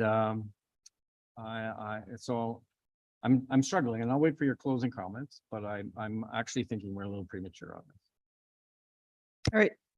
And if no one else wants to weigh in, I'll weigh in. Councillor Killick, I feel like I'm a little conflicted with your messaging sometimes because you're so supportive of bringing in some to the downtown. Yet you want to remove one from the downtown. And I know it's coinciding, but the more the better, in my opinion, and one might be free, offered by the city, paying the bill, and others would be per charge. I've been noticing people plugged into that one lately because of my own personal interest. There's a different car there every day. And I was there on Friday, where I drove by on Friday, a brand new car, never seen there, but there was a big thing going on at the Arden. Like, I feel like it's supporting our downtown. And so I don't really see the gain in decommissioning it maybe a year or two earlier. And if it does reach its actual end of life, Alberco probably won't even want it back. So the decommissioning charges would probably be much less at that point. So at this point, I think we should be acting as a municipality that is encouraging electrification of our fleet, of our residents. And one small way to do that is to supply $50 annually to encourage that. So I agree, we would never be paying for someone's gas, but we're not encouraging gas vehicles. We're encouraging electrical. So we're trying to play our role there. I mean, I would cover that bill myself just to make sure that this charger stayed in our downtown. So yeah, you did, didn't you? But go ahead and close. Okay, just really, this is just about a matter of not if we're going to decommission it, it's but when. And moving it forward by roughly a year from when it's maybe not even end of life. That equipment might last longer, but we're going to end our lease at the economic development building at end of 2025, I think. So this is just advancing it, and it's really to encourage, still want to encourage downtown business. It's just to encourage customers moving over from something that is free and over to our drive traffic. I know that's a bit of a pun intended there, but drive traffic over to our pay-per-use new chargers that are going to be put in. I think as long as there's something free, people will continue to use that, and potentially all the money and time and effort that we've spent in putting in our pay-per-use, even though it's only $1.50 an hour, nice new shiny chargers, they will go underutilized because just across the street, there'll be a free one. And so my intention is that coincidental to our new ones being operational, that we would turn off the breaker on the old one that is free and start to drive traffic over to our new ones. So that's all I have. Thanks. Call for the vote. Excuse me. Voting is closed. That motion fails with Councillor Hughes and Councillor Killick in favor. We have one more council motion, but then I was going to say we could get through it, but we have a whole bunch of IRs and notice of motions and announcements. So why don't we take our dinner break? It's 5:20. Be back in our chairs at 5:45. Sound good? And pardon? Okay, 5:45, and then we'll finish off the public portion of our meeting and then go in camera.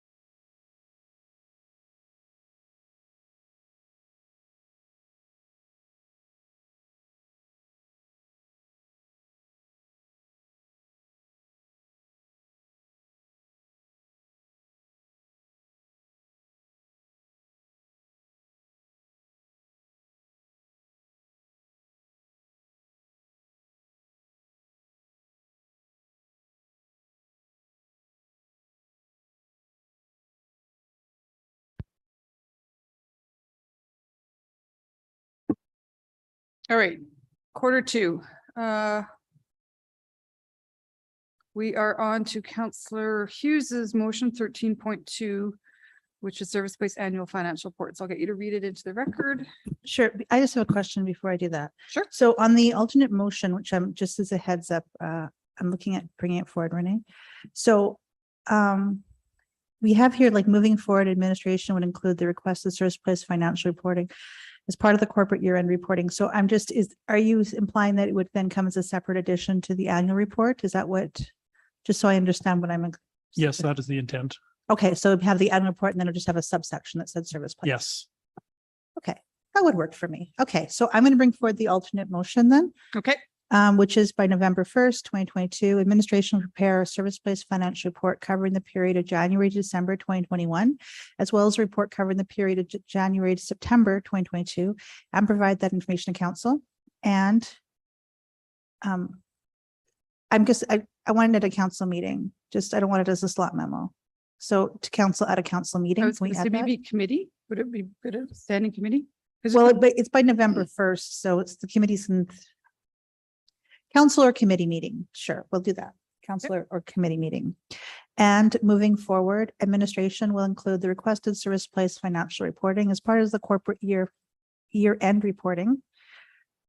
Typically completed in Q2 of each year. The reporting will include financials from the prior calendar year. All right, before I accept that, I'll open it up to questions of council to either you or administration. I see no questions, so I'll accept your motion. Go ahead. All right. So the reason for this is just that I personally would like to know what's going on with the finances for Service Place. This used to be an annual report that was provided to council and it ended sometime around 2016, 2017. And before that, there was a separate substantial annual report that was provided. And then around, like I said, around 2016, 2017, I believe, it might have been 2017, it just ended abruptly. And since then, we really haven't seen any of the Service Place financials on anything. It's been buried in the entire general budget. So I think that this needs to come back as a standard so that we can actually see what's happening in this area. This is not just like a Parks and Rec branch. This is a specific area which it was supposed to be self-sufficient, which is clearly not self-sufficient and is currently being subsidized to the tune of, last year it was subsidized for 2.9 million. And this year in 2021, it was 2.9 million. In 2022, it was $2.6 million worth of subsidy. So I know that at one point we were breaking even. And then from that, we've now had a standard of well over $2 million in subsidies happening on an annual basis. So what I'd like to see is just, I want to understand why. I want to, and then have that discussion, because so far, every time I've brought this up, there doesn't appear to be a very wholesome discussion happening. Also, we need to be accountable to the taxpayers to why we're asking for over $2 million, 2.9 in 2021 and 2.6 this year as a subsidy for this when it's almost 20 years old. And so I think that with this, it will shed some light as to perhaps how we can change that number and bring it back down to zero. If nothing else, how we can improve it. When we're looking at large tax increases, we really can't afford to be sitting here and ignoring the fact that the Service Place deficit is where it is and not at least asking for the financials to have a further discussion to understand why we're asking this much of our taxpayers. So what I do know is that when there was an annual report, the subsidies were going down. And then when the subsidies started going back up, the annual report from Service Place disappeared. So I do believe that, you know, as we shed more light on things, motivations to improve always happen. And I think that's what we need to be doing on this so that we can just come to some answers and be able to provide them to ourselves and to the public. And so we can actually work together to find a solution to this and not just accept it as a status quo. That's it. Councillor Jolly, go ahead. Thank you. I'm supportive of having this information to come to council, mostly because I want to understand as we're making decisions about our next facility that is this scale. I think it could be valuable as we're doing the planning. I have every confidence that our staff are doing an absolutely fabulous job at Service Place, managing that facility. So definitely that is not something that I'm concerned about, but moving forward, I'd really like to have a strong understanding of how operations work as we're doing planning for our next big rec facility. Thank you. Councillor Mackay. Yeah, thanks, Councillor Jolly. You basically took the words that I was thinking right away from me, but I'll reminisce and I'll go back to 2008 when I was the chair of the Citizens Task Force community, pardon me, that looked at the operations of Service Place and some of the assumptions and some of the challenges and that that facility undertook in its first couple of years of operation. And Councillor Hughes is correct. There used to be an annual report. There used to be regular reporting back to council. So I think there's a benefit to have it back, but only in the sense of determining that, you know, that, and there is a cost to public facilities. There's a public good that facilities pay. I mean, we all know that our swimming pools run at a cost to the community, and so I think this will probably provide a little bit more detail, a little bit more information going forward as we move on to not only this facility, managing this facility, but any new recreation or community amenity site that we are looking forward to in the next few years. I'm seeing no more comments. So Councillor Hughes, anything to close? Just that, you know, once we start having things shed to light, we can start moving forward with solutions. Otherwise, we're just accepting what's going on. And I know that we can give a different answer if we all put our heads together on it. That's all. Call for the vote.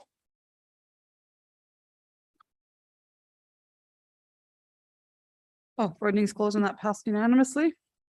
So IR's notice of motion and announcements. So I try to keep track of all the IRs, BIRs, notice of motions, et cetera, but I've lost track. So I'm gonna start with you, Councillor Killick, and I'll lean on Cheryl if anything gets missed. Sure, just So go ahead. Start with the with our IR then. Please confirm the RMR project and what the cost is for the new parking lot at the bottom of Liberton Hills along Liberton Drive, and how many parking stalls are provided. Okay. And that's all you have? Okay. Yep, we'll come Do you back to wanna- general questions after. Yeah, we can go general questions after. We'll just do what's already been emailed to us. Councillor Mackay, you had nothing? Councillor Hughes, you had some, right? I have some, and then I also have some other questions. So are we going to just do the round of what we have and then come back for other questions? That's the intention? Okay. So hold on a second here. So the motion that I mentioned this morning or this afternoon, this is the wording that the 21-day required notice of motions waive for the following motion, that the amendment to the land use bylaws brought forward by November 3rd, 2022 to include the commercial schools as a discretionary land use in the Boardwalk District. And the BIR is, please provide the list of projects and their costs applicable to Public Works 001, which is mobile equipment replacement plan for 2020, 2021, 2022, up to September 30th, 2022. I'm assuming this is not going to be done this month. If it is done earlier, then obviously I'm in that date. And plan projects and their costs for 2023. And then also these are all information BIRs. Please provide a list and projects that are cost applicable to Public Works 031 for 2020, 2021, and 2022 to date. I think that was it, right? Okay. And I don't remember any from this side of the room, BIRs, IRs, or notice of motion. Seeing no, okay. Back to you, Councillor Killick, for general questions, because you emailed them in and we always appreciate that. Yeah. So thank you very much.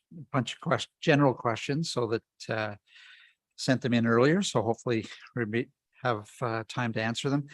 Just a general question around what's the timing to deliver the mature neighborhoods infill planning recommendations? Yeah, thank you, Councillor. So the mature neighborhoods infill strategy timeline is complete by Q1 2024.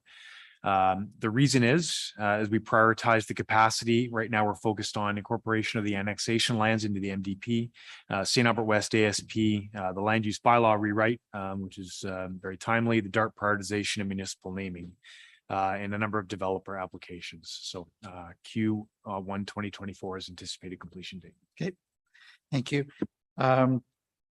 I know we're currently this week, I think, engaging in more public engagement around the Oakmont Trail project. And just wondering what the final option design and priority will be brought back to council. Is that at when it'll be finalized plan, or will council get to see kind of the options and prioritization before things get finalized into the budget process? Is there one more step, or do we go right into here's the final plan and budget? Thank you. So the project is about at the 60% detailed design. You are correct. 27th, 28th sees the next round of public engagements in the area. The project charter will return as part of the 2023 budget process for consideration. And the first segment, which is Old Belrose, is proposed for 2023. The specific elements of what the design will look like, I will ask. I don't believe there's got anybody online to specifically speak to that. I'll have to come back to you on that. Okay. Yep, that's good. Thank you. Electric vehicle charger. Why does it come back to me? The charger at Fire Hall Station number 1 does not appear to be working. I had a question from a resident, went up and took a look at it. It says currently out of service, or not out of service, currently unavailable. Is it operational or not? As of today, Councillor, we were told it is operational. Yes. Okay, that's good. What? But they flipped the breaker. They turned the breaker off. Okay. Thank you, Councillor Mackay, for your electrical expertise on that one. Unfortunately, the Amacon Grand and Old Bank building side door is open again, and I think it's a general concern for the city in terms of trespassing, personal injury, vandalism, fire in that old abandoned building. No, it's not ours, but is there anything we can do to work with Amacon to secure that site? And that is exactly the approach taken. So MES is aware. They've gone back to Amacon to deal with it initially, and now we're looking at finding a better strategy as opposed to, dealing with each incident as it occurs, to try and put something in place that's a little more robust to avoid it in the future. Yeah. Maybe Councillor Mackay, in addition to his electrical skill, has some welding skill. He could go and weld the door shut or something. Turn the brake. Great news that with our downtown moving ahead with the sewer project, but I noted that over the weekend at the niche building site, the equipment has been moved away from the road. I don't know if that's in preparation for actually moving the Jersey barriers away. I hope it is to open up a lane for traffic.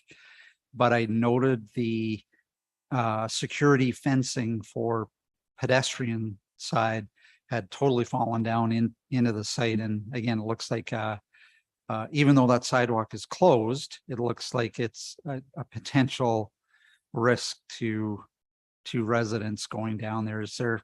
Could you give us an update as to, will the road be open, and do we have another security challenge ahead of us with that fence? Thanks, Councillor. We'll take the road opening as an IR. As you know, we're also doing some of our own work on the water system or the sewer system specifically. So we'll come back to you on that. But by way of a quick update, planning did speak with Niche Developments today, just to confirm their path forward. They are continuing to do some site leveling, and that will occur over the next number of weeks. And they're looking at beginning the significant work of, construction or a little bit of deconstruction in the November timeframe. Great news. Again, another EV charger. I noticed that the recent tender for electrical analysis capacity only has the Naki Transit Center, Service Place, and Jerome McGinley / Connects Arena in it for the 8 of the previous 10 chargers. So I wondered if we'd heard back from MCCAC on our request to move the chargers from Naki to downtown. And will that electrical assessment, is that under another RFP or tender? Thank you, Councillor. The latest actually is that we've been approved for the St. Albert Place location under the updated component. Project timelines are delayed slightly due to supply chain issues, regrettably. So we're looking at probably spring 2023 instead of fall 2022. Unfortunately, we don't control those levers.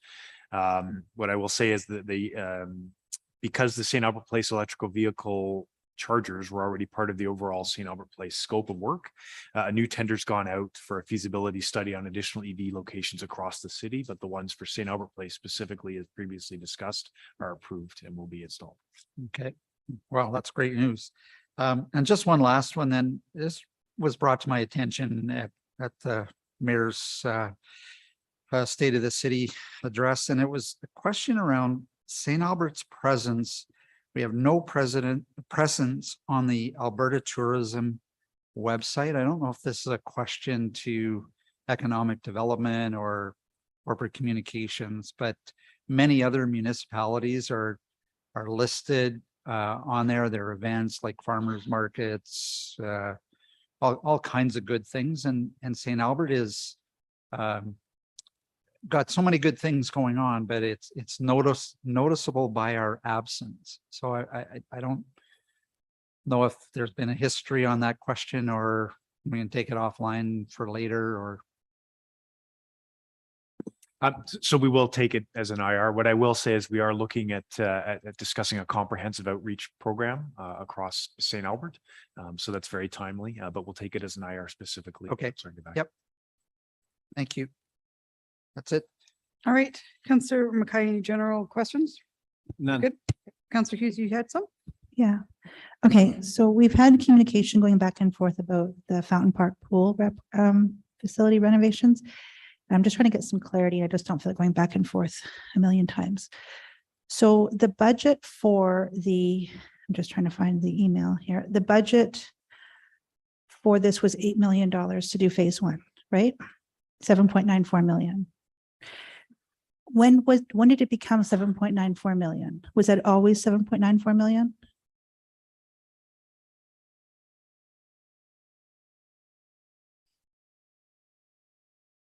What we'll have to take that as an IR initially, in terms of whether that was the initial cost estimate or in fact it evolved over time.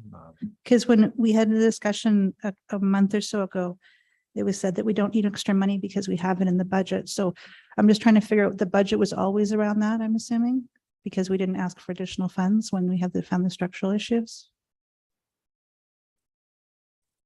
Yeah, I believe so. Again, we'll come back specifically. So certainly the phase one component was well understood and costed with carry forwards from 2020 through to this year. And then bringing it forward, the estimates are still being worked, but grosso modo, we know what they are. Yes. Okay, because what I'm trying to figure out is it was funded from Public Works 031, which is to handle general repairs for all 71 civic facilities. So we're also saying that none of the other 70 civic facilities had any repairs done this year, correct? Because all the money went to this. Yeah, again, this is actually quite a complicated topic in the way this is kind of flown out. So I'd like to take it back to our team and make sure that we get the correct answer before we. Sure. Yeah. Because let me explain to you my problem. Okay, so we have an approved budget for $4.8 million for 71 facilities. We were also told that it was all of the costs for this would be funded in the 4.8 million. And yet the costs for this are at 7.94 million. So we went over budget by almost 100% from what we have allocated for this project with no discussion about it from council. We were told that in the project charter that it would be fully addressed in the 4.8 million and basically less than that. And so I'd like to see, and that's why I have that BIR, how much money we put to the other 70 facilities and whether or not we neglect them to accomplish the goal of getting this one project done. I also need to figure out why we put 4.8 million to this project and didn't just put it as a separate project charter, considering the significance of this budget of $8 million. And then because it came forward as a 400,000 for just some basic stuff for the pool. And then the rest of it said it was going to be just funded through PW 031 with no disclosure of how much we were estimating it to be. So now we fast forward to today. The budget's now been told it's 7.94 million, even though the approved amount is 4.8. No discussion about how it went up. No asking for a permission for how it went up, for asking for additional funds for it. And in addition to that, we have a situation where we have another $9 million, 9.43 million to be specific, for phase 2. And I'm being told that we do not require council approval for that. So the challenge I have when I see this is that I look at what was responded to saying that you can go over budget. And when you refer to council delegation clause 5.8, I don't even know what that policy is. I did, however, see the city manager bylaw. And the city manager bylaw does say, and it was changed in 2019, much to my surprise, that the CAO can authorize over expenditures in the operating or capital budgets. Now, when I saw that, I interpreted it as within the approved project charter. However, it seems to be interpreted as the overall capital budget of 15, 20, 35 million. As long as we don't exceed that, we don't require to come back for extra money. Now, am I misinterpreting that? Can the CAO authorize over expenditures on projects as long as they fall within the total capital budget? So the intent of adding that clause, so yes, but I'll put some clarifiers behind it. There is some limits there. So I think it's 10,000 and 50 or 10% and $50,000 is what they can go. Okay. So an individual project could go over budget by up to $50,000 or 10% of the original project total, as long as the city manager is sort of confident in the overall scheme of the city that we're still going to be within our overall capital budget. And the reason we put that in is because we had a couple of cases where we were coming back to council with an agenda report to ask for $2,000 or $3,000 on a $700,000 project. And it was just, it wasn't really a great use of time. So we wanted to put in a small buffer. So like I said, it is limited to 10% of the project or 50,000, whatever's greater. And then the intent is just that, because of course you can get a couple of these happen during the year. And the intent is that we just want to have an overall sense that we're going to have some underages in some other areas that's going to help offset by the end of the year. So we wouldn't want to approve an overage on, 100 different projects, because then we'd likely be over our overall capital for the year. So the thing is, though, that this budget didn't go 10% over. It went over by $3.2 million from the 4.8 that was approved in PW 031. And the project charter said that all of the costs would be contained within that 031 per charter. And yet you're telling me the costs are 8 million. So either they were exceeding it before, or it went over, and it went over without council authorization. But that would have included PW 031 carry forward from prior years from where that money had been expended. So the overall approved budget that council had given us was a larger amount because of those carry forwards. So that's what that would have been referring to, was the overall what was approved. So we Because council saved- approves the carry forwards at the end of each year. Right. Council approves projects to carry forward. So we had those budget dollars plus the addition of the new dollars for 23, and then of course the planned addition or for 22, and then of course in June you would have provided the additional. So we 4 saved million in for previous years. Okay, thank you for explaining that. So what I'm trying to also come to terms with is why we're not bringing this forward as a project charter for phase 2. When then I'm being told that we've approved the 2023 budget for RMR.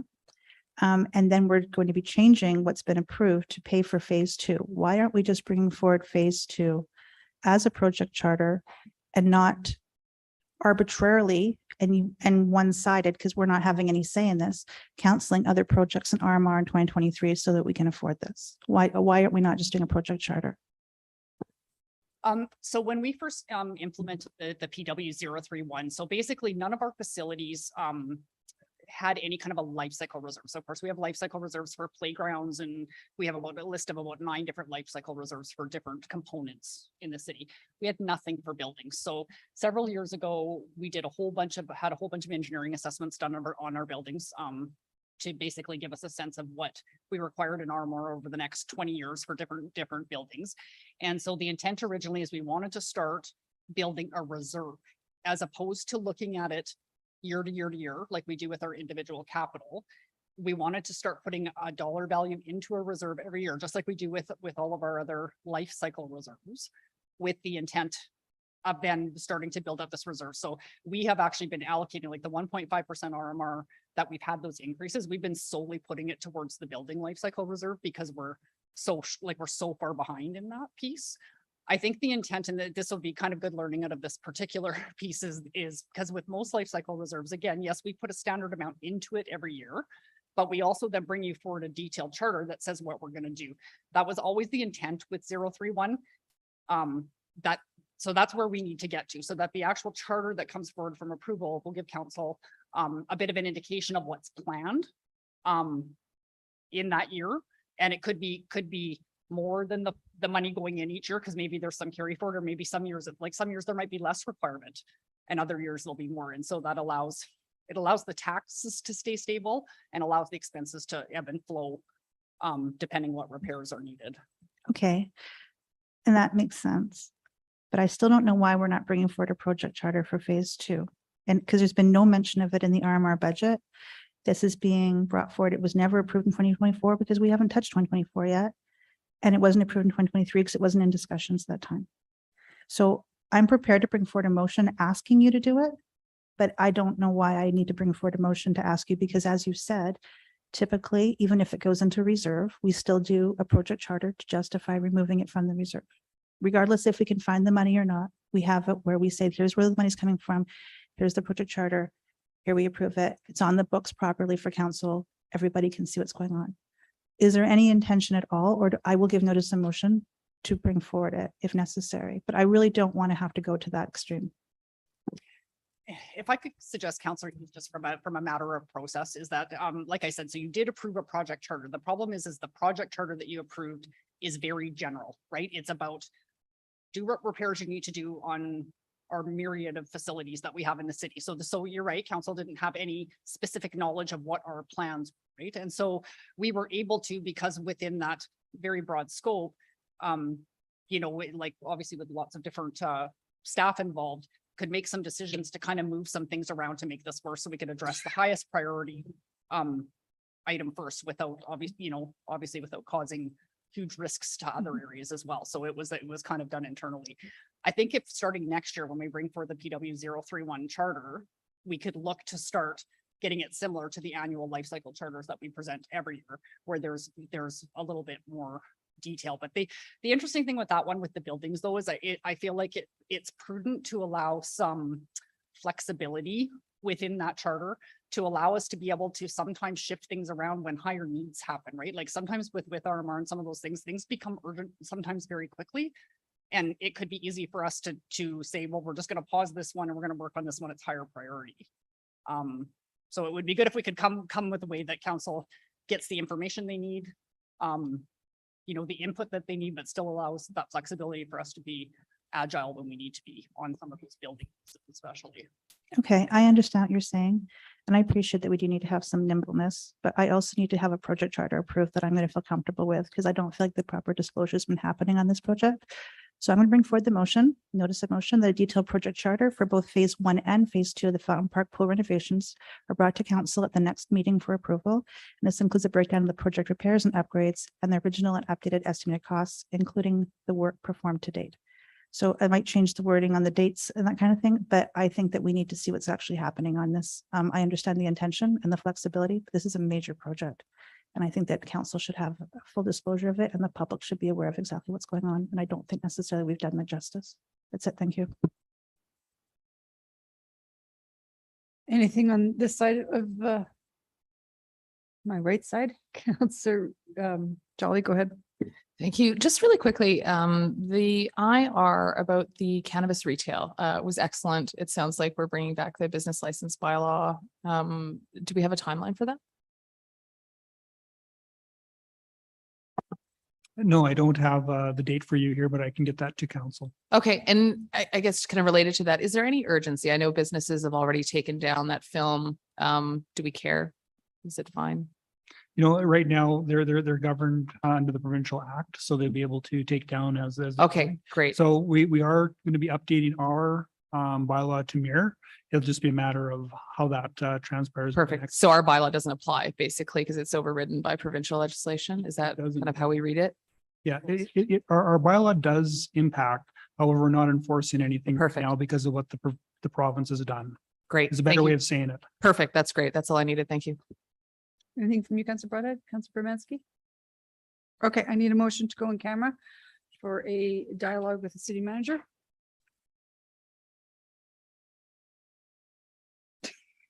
Anyone? Councillor McKay, thank you. That council movement in camera, pardon me, to have a confidential dialogue with the chief administrative officer pursuant to section 24(1)A of the Freedom of Information and Privacy Act. All right, call for the vote. Voting's closed. That passes unanimously. All right, we'll reconvene back in council lounge.